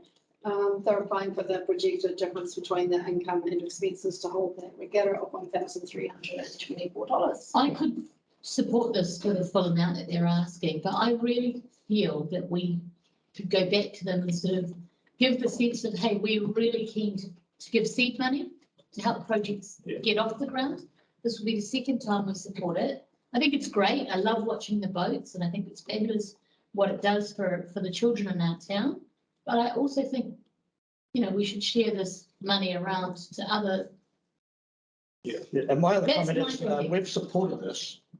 And when you pick up the media and find out that you've got people from inside this that are slamming us as an organisation, it seems to me on one hand, we're great people when we're dishing out money,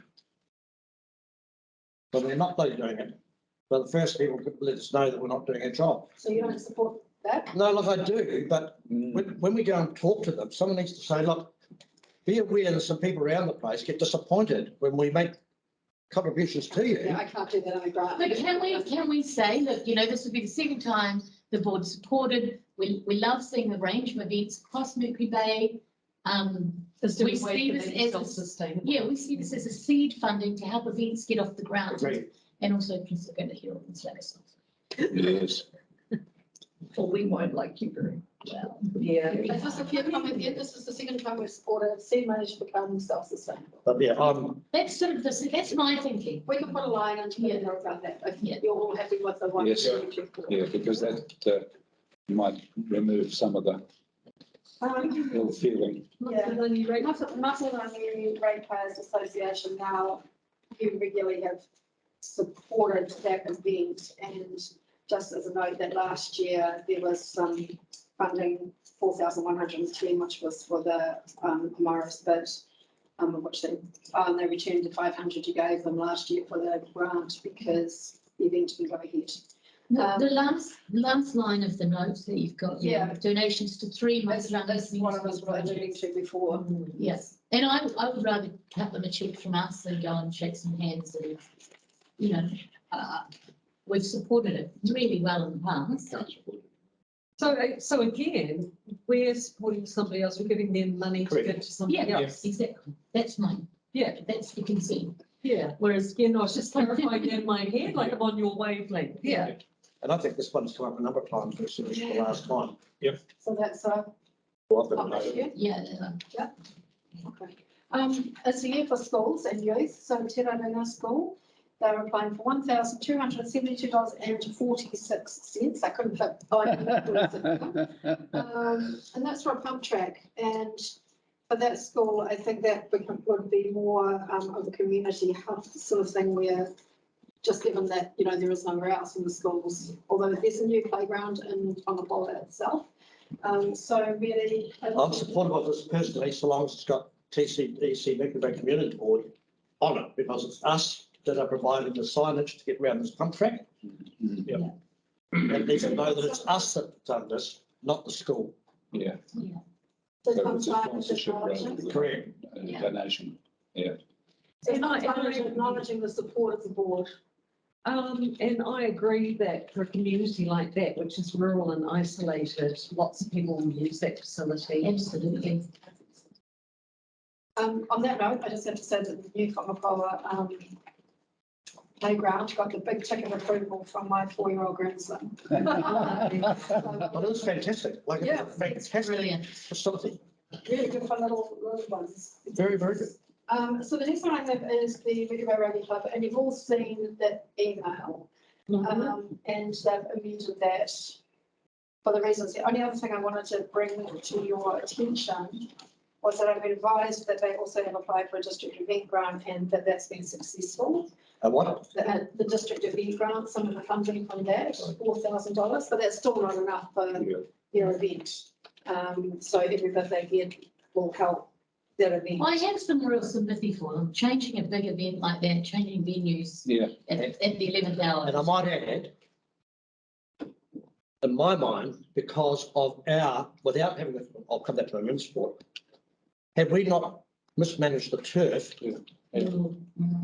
this game would have been held out there. Unbelievable. And I find it unbelievable that we, as an organisation, with the money we've spent out there, knowing this is coming, the rugby club may not have talked to us soon enough, of course, but I find it incomprehensible that we have missed the opportunity to host this out there and to further use that asset. I just, so for me, I'm absolutely supportive of it. I kind of feel that. So did the rules allow us to increase to the 3374? There's nothing that says you can't, but I mean, you could. The difference is $574, which was essentially the liquor license. So you could potentially, so you're not supporting the liquor license, just stick with the 2.8 and then just say that it's for the toilets and the fencing as an option. Okay. I'm not supportive of the liquor license. I wonder whether we should, at the conclusion of these grants, to put a motion. Say we accept the Mercury Bay Rugby Club's late. That was my question.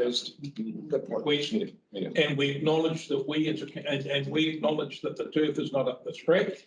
Yeah. And that they've had to move because of the turf. Yeah. And it is for that reason we've made the exception. But turf doesn't damage overnight. Well, I think Are we allowed to do that? Yeah. Okay, so we're saying we are allowed, but we're going to do the 3374. The 3374 with that resolution. So the 3374 was for temporary fencing, waterloos and the licensing fee, which was the liquor license. We don't which was want to pay for a liquor $575. license. And I just heard we don't want to support the liquor. Well, license. I've just said, if you are selling alcohol, you're selling at a profit. Yes. And if you're not, you're. Why would they put that in? So for me, I'm not supportive of paying for a liquor license because they have a recovery. Yes, yes, yes. Good point. Good point. Why? I wouldn't be comfortable. So I just look at this whole, the first one and the second one. They've had some bad advice of putting in application. Sure. So Okay. where do you want to go with it? So go to 2.8. Yeah. Yeah. So well, whatever the two figures add, I haven't got the letter in front of me. The two figures add up to excluding the liquor license. 2.8. Basically that. I That. think there's a $1 difference. All right. I can do the math. Okay. Yeah. All right. And really, you know, I think we're all really clear, we are supporting this. Yeah. This change in costing So fence and. primarily because of the fact that we've let the ball drop with regards to the service. They've had to move because the council actually wasn't up the street. Yeah, And surely there should be an examination as to why it failed. That way I'll be asking. I'm sure those things will be happening. Yes, I'll be asking for that. thank you. Okay. Junior Kindergarten, they're asking, and apologies, it's not written on the spreadsheet. They're asking for $1,800 towards Sanding. It's sunshade for the. a cover for the. Sandpit cover. Sandpit. Yeah. Yeah. $1,000? Yeah, don't worry. Does anyone, any advances on $1,000? What's that? No, I'm happy with the full price on that one.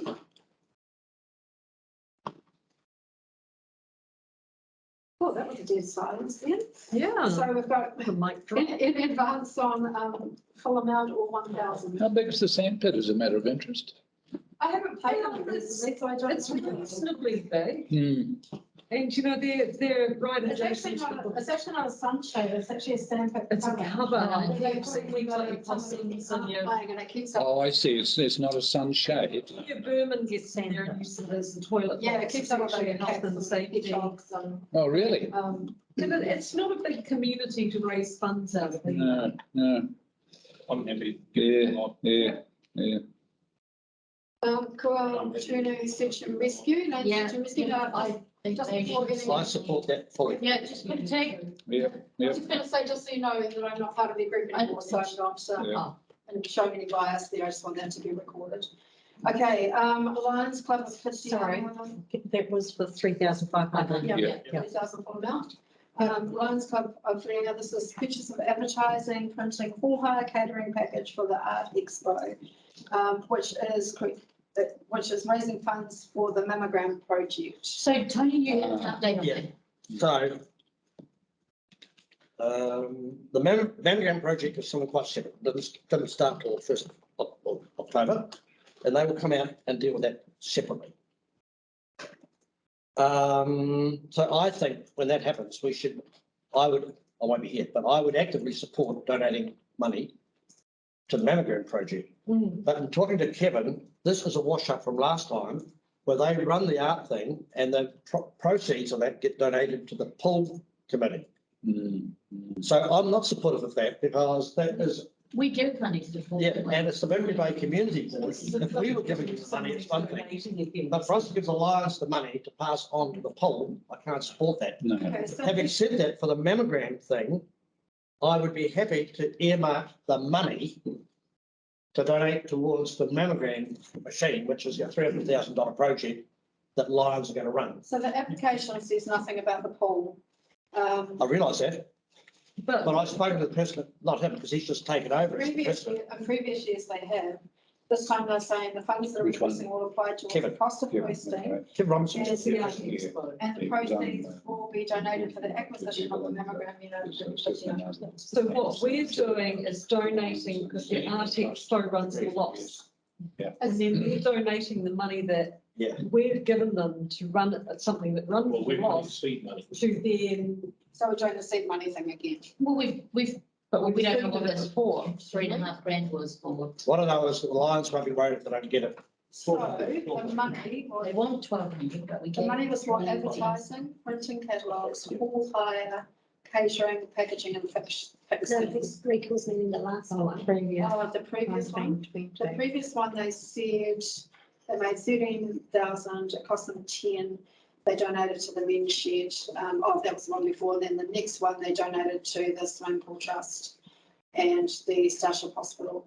Shouldn't they be operating in a manner that one year they don't donate and that's their funds to set up their expo the next year? Agreed. Because you're actually putting something on and looking like the good guys and donating a pot of money, but the ratepayers actually supported you to put that event on. Do you want to say then unsuccessful, but in the letter say once the mammogram?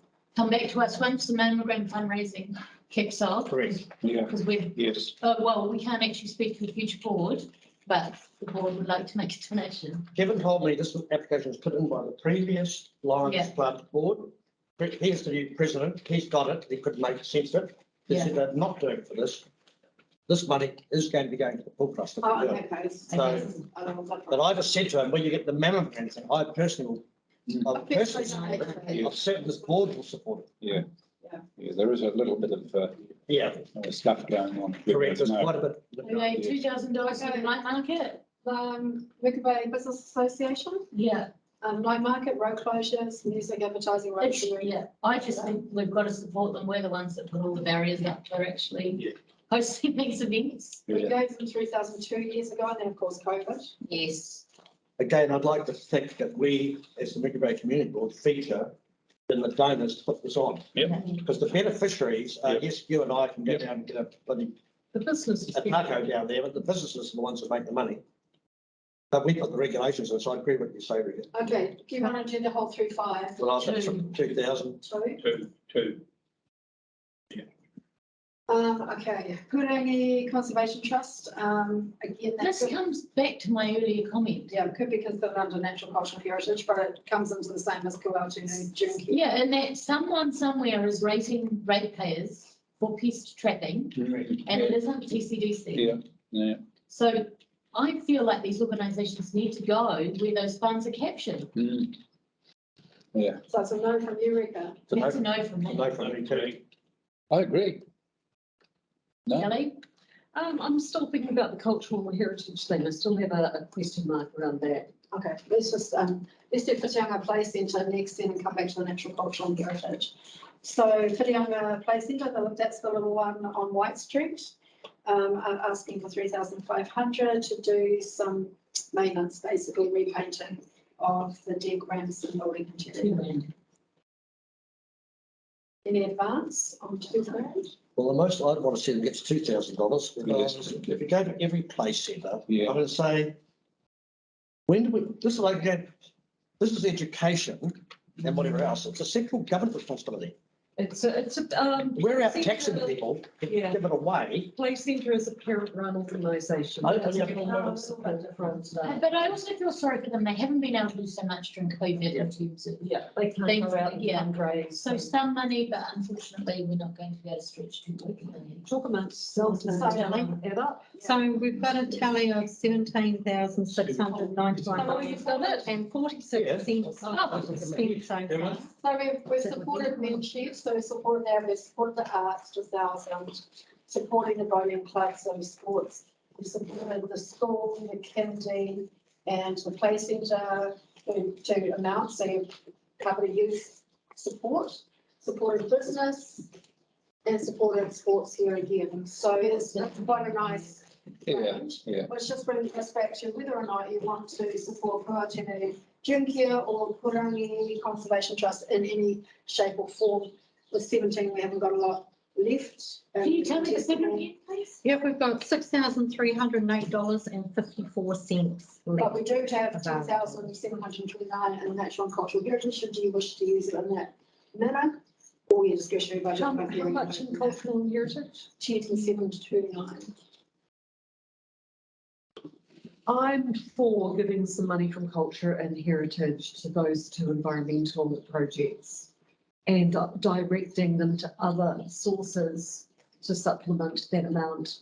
I think they'll be applying to those anyway as well. Yeah, they're pretty savvy with their applications. I would be supportive of actually taking old the theatre company grant out of there and putting that into cultural heritage. That could go into cultural. And I would take that out of there and put it into, take it off the 10-7. So we leave that comes to cultural and heritage. And I'd also be supportive actually of just looking at Purangi Conservation Trust, giving them a grant out of. Because you have supported them like with Cultural heritage, volunteers. they're doing all those paths and stuff. The backdrop. Bob Nichols done, and I think it would be good to. I think it just helps, and that keeping that area pest-free does help a hell of a lot. But again, I'd put $1,000, not our responsibility. Yeah, that's the point. Not our responsibility. So therefore we should do Kuautunu as well. Was it, as a district good rule, you want to do 1,000 for each out of the natural culture. Yeah. That's what I think. Well, no. I'm going to put it here and then we can have a vote on that.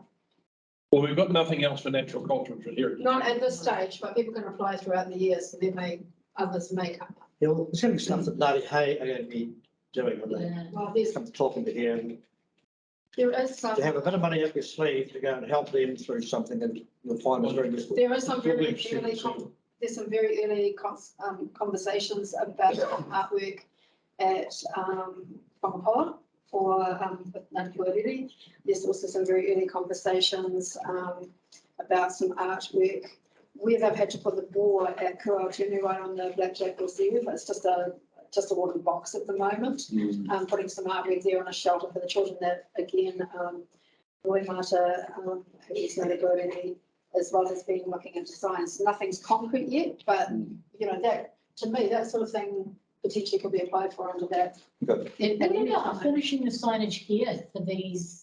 It's done, it just needs to be put up. Oh, okay, so there's funding and stuff. Funding was in the project still, but there are. Oh, cool. All right, great. I think that needs position. I'm looking at the incoming board now. If the incoming board comes in, they're going to have 7,007 and a bit that is there in the contestable grants, which may be carried over.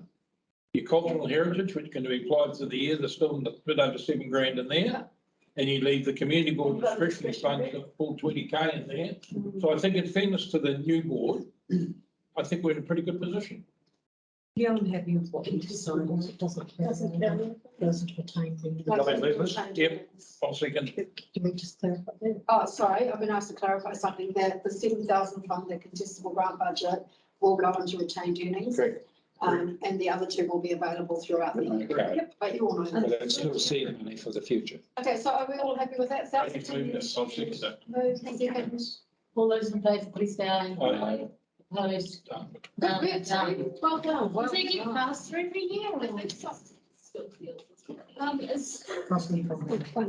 I was horrified, thank you very much for providing this, team, but I was horrified at the size of it. And is there a means of disposing of? Yes, please, for that. Thank you. Oh, it's all right. Yeah.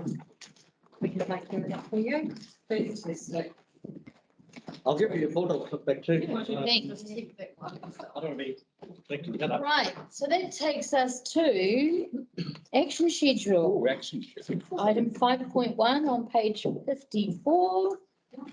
Yes. What have I got? Right. Oh, why have I got so much grant stuff? Right, may I have a mover and a second to receive the report, please? Thanks, Bill. Seconded by Dally. Any discussion? Look, I, with regards to cameras, I think we really need to, I know we've got sort of informal meetings and things, discussions around strategic direction. I really want to ask if we can get a paperback for the new board about this. I mean, I know I've had some meetings, I know you've had some meetings with John, and just get some staff thinking and some clarity around cameras and what we're going to do. I know council are working on a policy. Yeah. Do we have to wait for that? Yeah, I've got an update on that. So our risk and assurance team are working on a paper to the leadership team, which will go in, I think it's November, a paper to the leadership team. And I have signalled that within that paper, there's interest from a number of chairs for their boards to be involved. And also that the policy, although it's about council's contribution to CCTV, there's also an interest in having advice for the public. Right, yeah, good. So that it does both, it advises as well. And so that's been made clear, but it won't go to the leadership team until November. And that will be an internal paper around the complexities and how to approach it. You're not going to speed up, you still elections. No, I know. There's no way of speeding that. You just have to wait for that paper in November. It'd be worthwhile from this board though to go back to count. So for me, I would indeed like, this should be a district approach. And we should all meet the same standard. And that'll come out on hopefully this paper. I think there's no harm in this board though going to council to ensure that we're in the loop, because these things get bloody lost. And often it's not by talking to people that don't actually have the same they understand it from a different perspective than us. So for the new board, I've just made sure that we're actually knocking on that door. Yeah. So we're not forgotten, because we will be. Like we see it day in and day out. Just through the chair, what we could do in the action schedule is just update the commentary a little bit, just to heighten the expectation that the boards are involved and the boards would like to see a report at the earliest convenience, just to really make that action schedule loud and clear to the incoming community board. Okay, that's good. Grass carp, do we have any silver carp in there? Do we have any? I don't have an update for you, and unfortunately, Greg has been away at a training course, so I haven't had time to catch up on that. But they are actively investigating it, and they've been having conversations with WRC, Doc. I think they were looking at, Jamie Boyle had somebody who's an ecologist they were looking at as well, because they're also looking at what's actually causing the sludge in there as well. Like, you know, you could put the fish in, but if the same thing's causing it all the time, so there's a little more conversations being had. So it's not forgotten, it's just in process. Right. Just go back to the people that presented to us to give them an update. But the word around town, I tell you, is that we are the most useless people on the planet.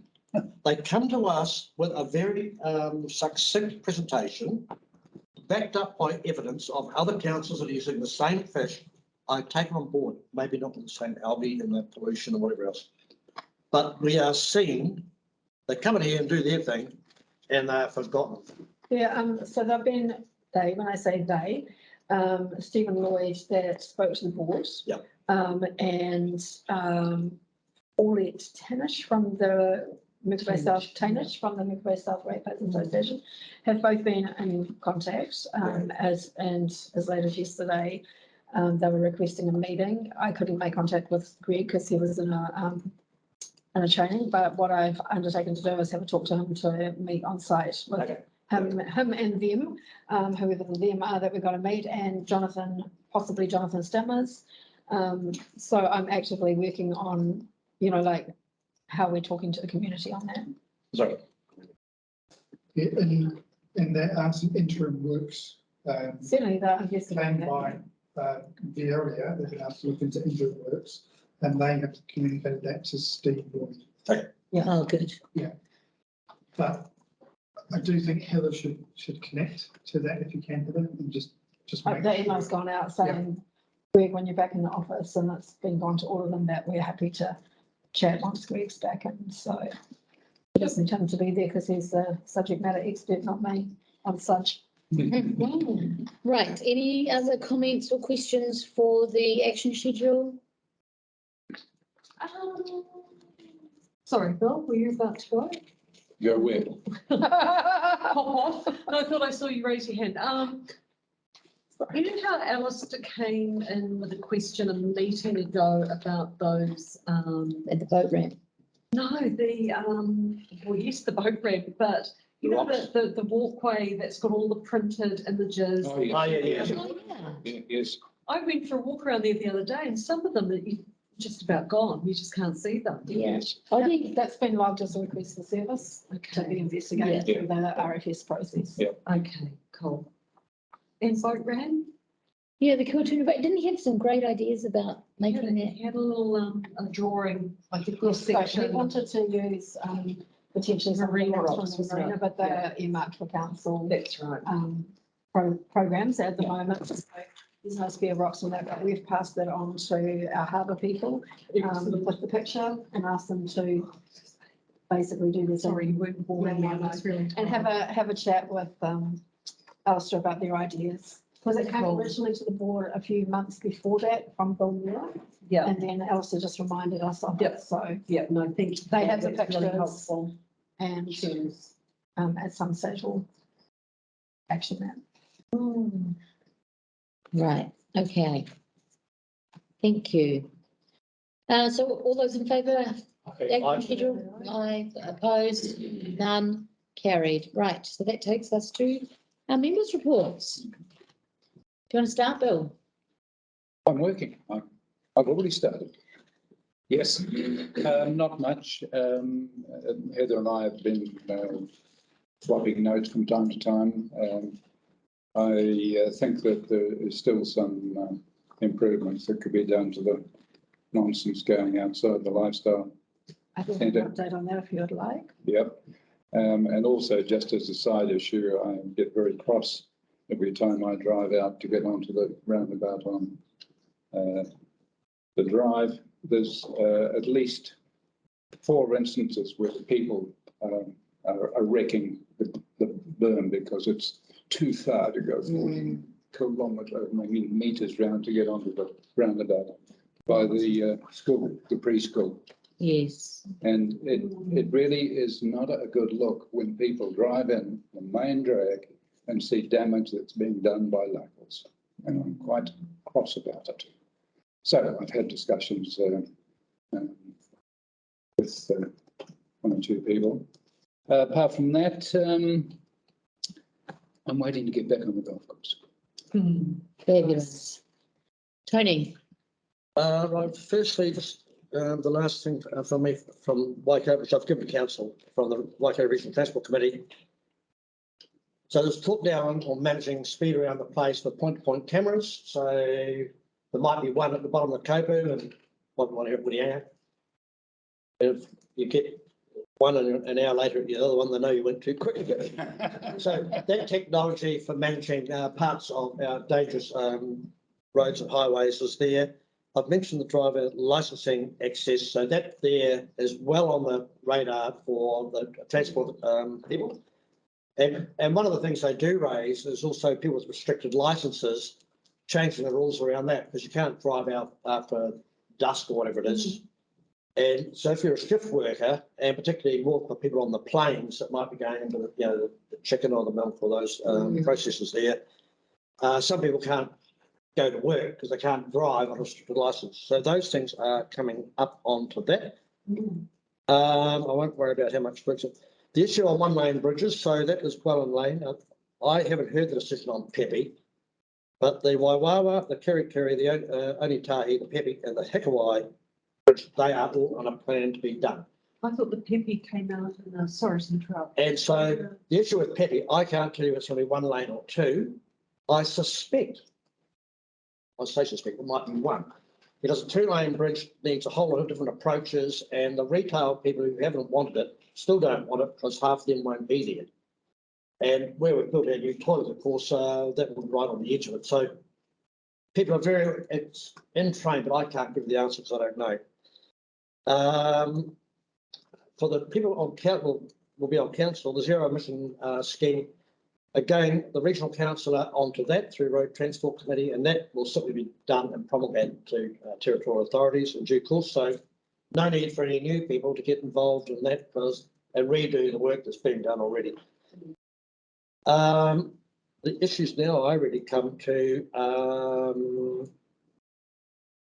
and the meeting I understand is happening, that's the security cameras, which is quite different from what we've really been talking about for the bike park and our water asset. Reading the thing, I just get bloody sick of reading emails like ping pong. It seems to me that someone is obstructing it or not simply going out of the way to get rid of it. All we need to be able to do is say to John Maud, yes, we can help, or no, we can't. And by the way, we can't help, but if you ring this person, they might be able to.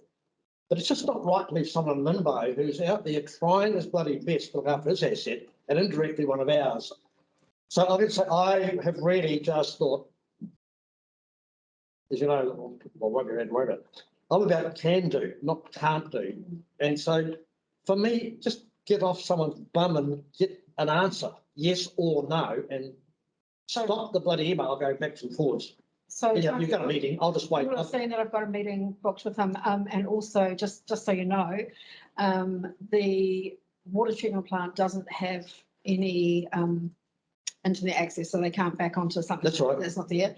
And the wastewater plant we've had from my IT department that there's absolutely no go because it hooks into our SCADA. That's right. I don't care. Yeah. All I want to do is see the answer to someone to take it off the agenda once and for all. So I'll leave it. I don't want to know any more about it. Okay. You can have your meeting. Well, I was just going to say that I was going to talk to him more about how we can assist with some kind of. That's right. Well, I think have that discussion and because, yeah, it's not so weird. I'm bloody interested about 8 Golf Road because in days gone by, we used to know the consents coming through and the contentious issues. I don't even know this. I don't spend my life following bloody consent track. I've got bloody more to do with myself. But it frustrates the hell out of me. If what they're saying is right, I have no doubt isn't, why is this thing being dealt with like that? And why is it, because it's obviously politically sensitive, are the political arm not engaged? It's just another exercise of stuff that's happening around the back and said, keep the elected people in the bloody dark so they won't cause us any bloody bother. That's how it feels to me. And I'll just say lastly, the sports field, I am formally asking, you advised me how you want to do it. I want to know what's happened out there. It is incomprehensible to me for the amount of money we have spent on turf drainage, turf management, and there's been plenty of people say that you've got the wrong bloody grass in there. I don't know if that's right or wrong. I'm not a turf bloody expert. I'm not an expert in anything, but for me, maybe the rugby club haven't come to us, and they should have, to say that we've got this thing and we might be coming to for some help. Clearly they have, because they've gone back through our events people to get money. So someone in our organisation's known this is on its way. Most of us read the bloody paper associated with the rugby club know for 10 years they've been trying to get a Heartlands going here. So here we had the great opportunity to host an event with at least 1,000 locals, because we get that many at the rugby game here if it's any good, plus another 1,000 people to turn up, to showcase Mowai Park, to showcase that to New Zealand Rugby Union, to go and get the bloody funding to help us do other things, and we could not even provide a paddock to play the game on. And what will happen now is, I assure you, they're going to play this game on Saturday at Lion Park, and to a person, players, spectators, and anyone else that's interested, will say what a bloody wonderful place to be playing a game of rugby. Look at that, you're sitting here looking over the marina, it's tight, you can hear everyone bloody talk, you can bloody, and I say, why would you go anywhere else? Yeah, stay here. So the opportunity that we had to promote that, we've lost. So how do I go about finding out who was the person in charge of the grass? Why did it go wrong? And why are we in the position we're in? I personally, sitting on the sideline, think somewhere along the line there is a high degree of incompetence. Anyhow, on that's for me, and partying is my last day here, albeit I'll be having a few beverages later on. Just wish Rebecca and Johnny all the very best for the upcoming election. We'll be watching with interest. And of course, it'll be quite nice just to be a spectator and see what's going on. And we will accept bribes. So, yeah, so good luck. That's it for me. Thanks, Tony. Yeah, nice. Good on you, mate. Can I say a few words sort of outside? Yeah, absolutely. I haven't got anything particularly from members' report, but as someone that's been around this table since 2004, perhaps I can recount a few things. Probably people don't know why I stood for community board, and I think it's worthwhile recounting why. Hobbers had a consent, or getting a consent, to deposit 60,000 cubic metres of sand on Brophy's Beach. That's 2,500 truck and trailer loads, if you want it, and a number of things. And I got a hold of Jim Darm, and this is Jim Darm's comments when I said, well, it'll all wash out to sea. Well, it'll only raise the floor about that much. And I remember that distinctly. That was the extent, the quality of the advice we got on that. So I came in here and said that I was going to call a public meeting, and a public meeting was duly called down at Aotearoa Lodge. And I will say here now, without pointing the finger at anyone, there were that many lies told by council staff and others that I decided to stand for community board. And I say openly. And in that first 6 years of on community board, it was somewhat of a grim affair, because in spite of numerous visits to camps and see Stu Ruru and being passed to Mickelson, who was in charge of We made all our decisions without any financial figures whatsoever. So we made decisions on the sports ground where we had 3 councillors who had passed something and were privy to things and public excluded. And we sat at this board and like Muppets, we have to rubber stamp decisions. And I suppose I still remember one day thinking, why the hell am I at this board? Because I was sitting chairing it, and over lunchtime I spent $100,000 on my own business stuff, and we're mucking around at some of the things here. I could get no finances, and sort of really brought home to me that if I was going to do anything, I'd stand for council and did. And probably, you know, I look back at that time and I think just how poorly this board ran, and how the accountability was not there. And I'll leave it at that. I think joining council in 2010 with Tony, and I want to thank Tony because we have worked, I won't say hand in glove, but like that. You know, Tony and I have spoken. Glass in hand. Three or 4 times a week at least. We talk, and we go to council, and you know others have poked the bore at us because we actually will even decide in the car who's going to speak first. What points this one's going to take? What points that one's going to take? You know, you're going to do this, and some of them call it the Tom and Jerry show. Some of them refer it to the 2 old Muppets that are on TV. But Tony, it's been very enjoyable working with you, and that some things we're exactly the same, some things we're polar apart, but we've always found a median way through. And I think we can both honestly say we've always done the best for our community without any outside politics or anything. We've done that.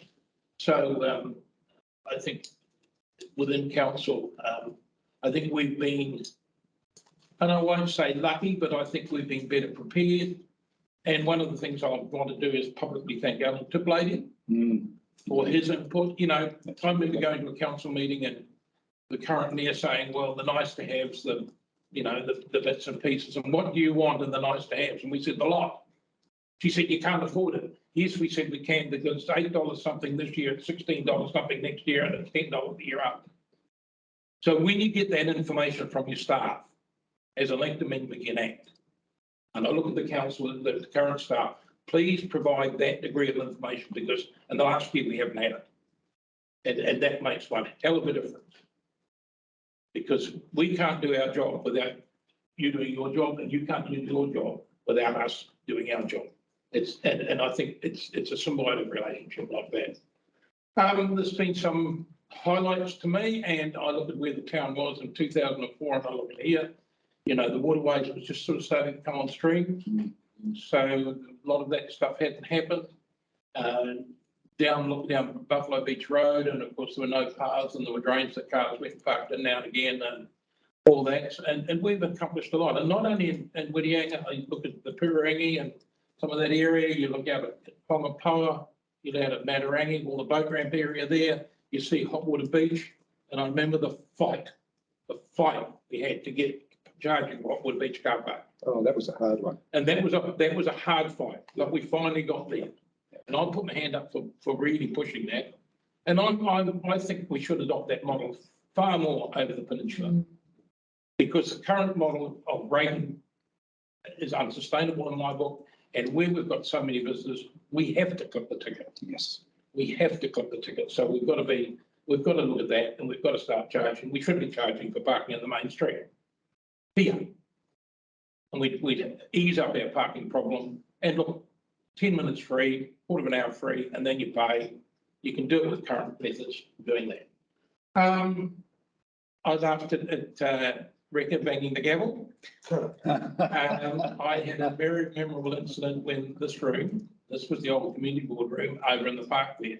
This was an old doctor's surgery originally. Oh. And then shifted over. And I'll digress a little bit more.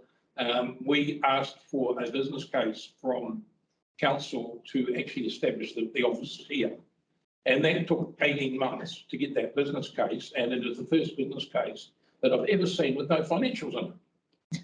Oh, really? So basically, Shane Hardy, and I think definitely Shane, myself, and I think Alison Henry too, we actually made a presentation to council to get this building, that building built, and this shifted, together with ways we could fund it out of our reserve accounts and bits and pieces. And that went through, and we got that through in about 3 months. And Alan Benson and he was the main one in charge of getting all this done. And I think they did a really, really good job in getting it shifted over. This was the old building, did it all up, but this was the perfect old place. But when we had the meeting over there, I'll go back to the gavel. We had one memorable meeting where Bill Muir was an ran the prison farm at Kaimarama, and I think he thought we would treat us like we treated the prisoners. And Bill and I got into an argy one day, and he went over the edge, so I just banged the gavel. Understanding orders, I said, just turned to the staff and I said, staff, will you remove Mr. Muir? Board members, we will adjourn and have a cup of tea. And I said, if you don't go, Mr. Muir, we'll call the police.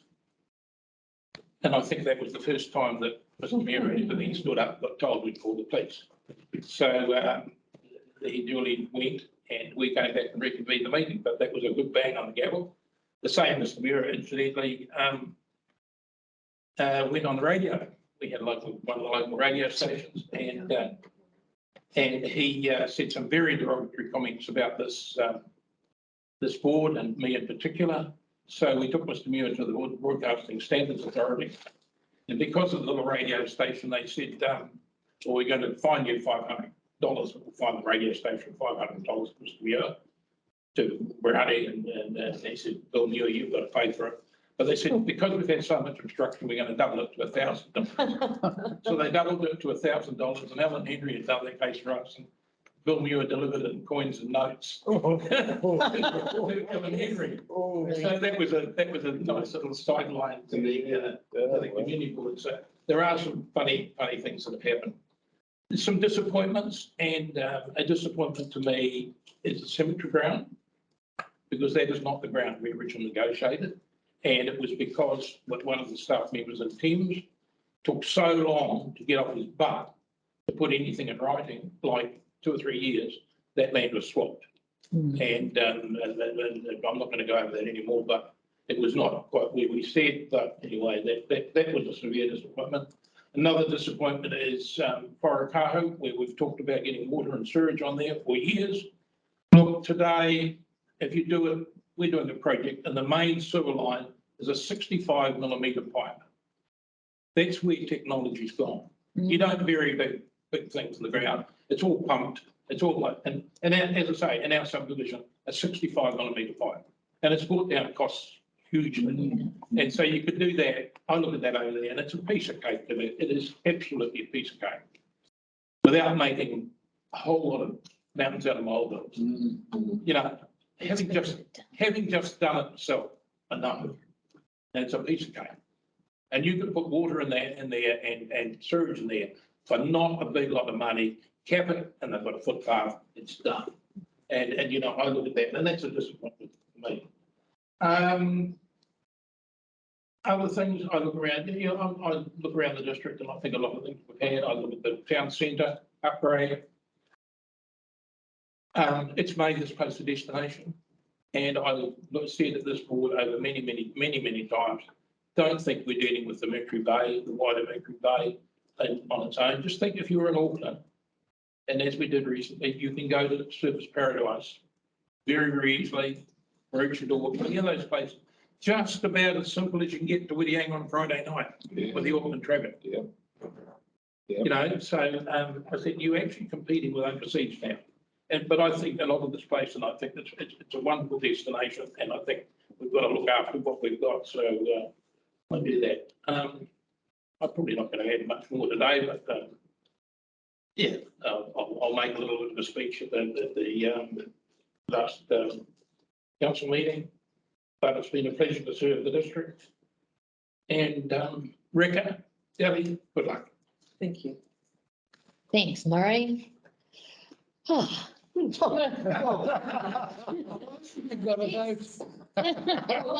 be brief.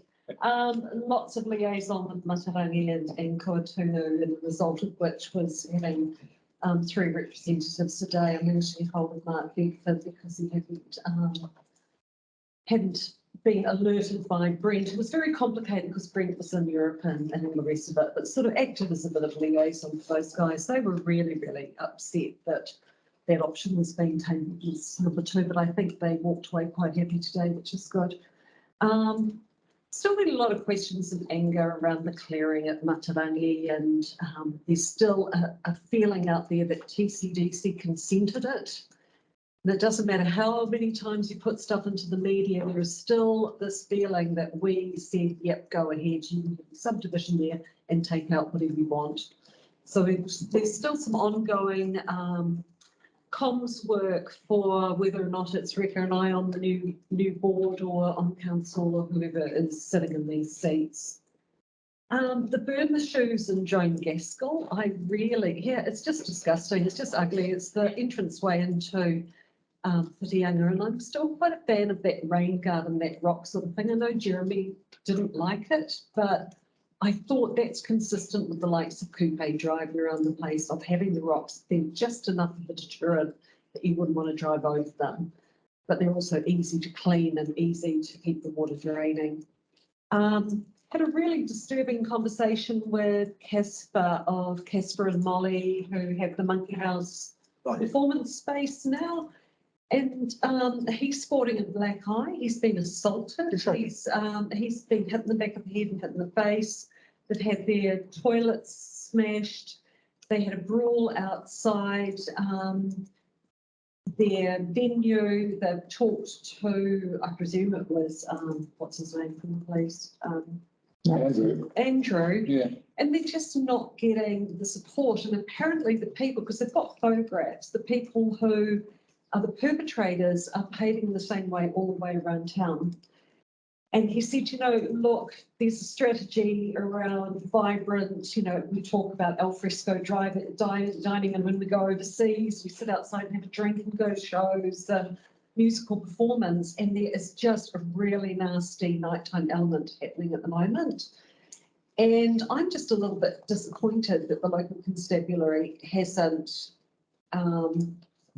kind of taken that a little bit more seriously. I know it's not our job to police, but it is our strategy that we're trying to encourage people in the town centre and enjoying the evening and feeling safe to wander around. So whoever the new board and councillors are, I would like to see them get the local constabulary to come to a meeting and talk about what's happening around the community at night. And if these perpetrators are known, then they should be banned and there should be some sort of repercussions for their behaviour. Golf Road people talking about the container village that's kind of sprung up across the road. They've been talking to candidates and they've had it reiterated to them that they need to come back to council and actually say, where is this process at? And Kylie has turned up this morning and had that conversation. Pensioner housing, you probably saw all of that in the local media, and I understand Alison Nebon's frustration, and that again is something flagged for the new councillors and community board, because we actually want staff to support telling what can be done and not what can't be done. And thank you, Murray and Tony, for your guidance and leadership over the last 9 years for me, 3 terms. And Bill, the comradeship and the fellowship and sitting around this table together, and Rika, good luck for the election. And I may or may not be sitting in this seat in a month's time, and thank you to all the staff who have supported it so well. Can I just add a comment to your report? Yeah, sure. I had a call from the mayor 2 or 3 weeks ago asking for my comments on policing in Whitianga. It'd be a very good idea with the evidence these people can give now to get that to the mayor, who's got a direct line, because there's been a new area commander that has been in touch with all the mayors. So there's a new area commander and that's trying to get a handle on everything going. So that's the point, Murray. Get it to the mayor can get it straight through. This is an illustration of what it's just sort of simply reflects my comments, but I think it'd be very good if they can get it through. Oh, look, talking to this lovely guy and his wife who are trying to do something definitely amazing very in the good. community. He was so upset talking to me last night and and to see the photos of smashed windows, like toilets smashed to pieces, pictures of like full on brawls right outside their door. It was horrendous. Is it from their patrons or just people turning up? People turning up, but also, oh, it's a long story, but one of their events that was meant to target a particular crowd, somebody had handwritten something on the posters, which wasn't on their advertising material, which attracted another element. So there's a few factors that the people who are causing trouble are known, and they're repeat offenders. And then it makes you not want to go out at night because you don't want to be in an environment like that. So it impacts all our businesses. I don't park a car there. I've been to quite a few events here. I don't park it anywhere near for that reason. Saturday.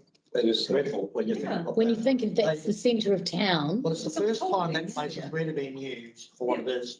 It's a wide variety of everything from jazz to poetry. Yeah. It's something for a lot of people, and it's fantastic. It's cheap to go to, and you can go there and have a beer. And they've done it for bar. It's beautiful bar now. It's fantastic. Really good. I leave my car on the other side of the Lee Street car park, and that's probably a dangerous place to go. Your name probably told everybody. Now we know where to find Tony's car after hours. Right, okay, that's me. So very quickly for my members' report, thank you, Deli. Went to the opening of Whangapoa Playground with Tony and Helena and Heather, and it was fabulous. I just want to say what a great playground. We had the granddaughter of Meriti Tae Mangaka here. Fantastic. And just a wonderful woman to meet. And it was just such a lovely opening, the space just there on the water, the staff involved in just getting that whole area tidied up, getting the monarchs out of there. I think for everyone involved, board, staff and broader, well done, because it's a lovely, lovely space. It was a lovely opening. Kids there from the local Tererenga school, and they were just really ripping into it and they were having a great time. So yeah, no, I just wanted to say thank you and well done to everyone involved, not only in the opening, but just getting that space up to scratch in the way it looks now. I just wanted to pick up on your comment, Deli, around pensioner housing. I was a little disappointed that this board has passed a resolution to support, and not only for pensioner housing, but also for the Assisted Living Trust. Assisted Living Trust have picked up the parcel of land we've offered them and took them to Kilt, and things are happening. But it is disappointing to read in the paper that those involved with the pensioner housing have said they've got no support from this board, and that's really disappointing when we have actually passed a resolution. So I've gone back to those folks directly and let them know, but just you brought it up and it just flagged my memory. I just wanted to, thank staff, all staff. Michael, I see you sitting in the background there, everybody. It's been 6 years for me. Was sort of into the hot seat real quickly as well after Paul passing, and everybody around this table and certainly within the building has been hugely supportive, and I'm really, really thankful. Bill, it's been great. Been great to get to know you and to work alongside you. Jeremy, he's not here, but he's, as Murray said earlier, been a fantastic mind around this table, and I'm really disappointed that he's not choosing to run. But again, who knows? We did try very, very hard. Tony and Murray, you guys have been fantastic, and your mentorship, if that's the word, has been hugely appreciated, and you've done a lot, and the town is better off for the effort that you've put in, and so thank you. And Deli, good luck. Maybe this could be our last time, or I may see you again. Yeah, but no, I just wanted to say thank you, and for whatever everyone goes on to do, wishing you all the best. Thank you. And may I have a mover and a second for members' reports, please? I'll move. Thanks. Seconded. Murray. All those in favour, please say aye. Aye. Opposed? None. That takes us into public excluded. May I have a mover and seconder to move into public excluded? Thanks, Bill. Seconded by Tony. We just have the minutes. Yeah, I will slow down.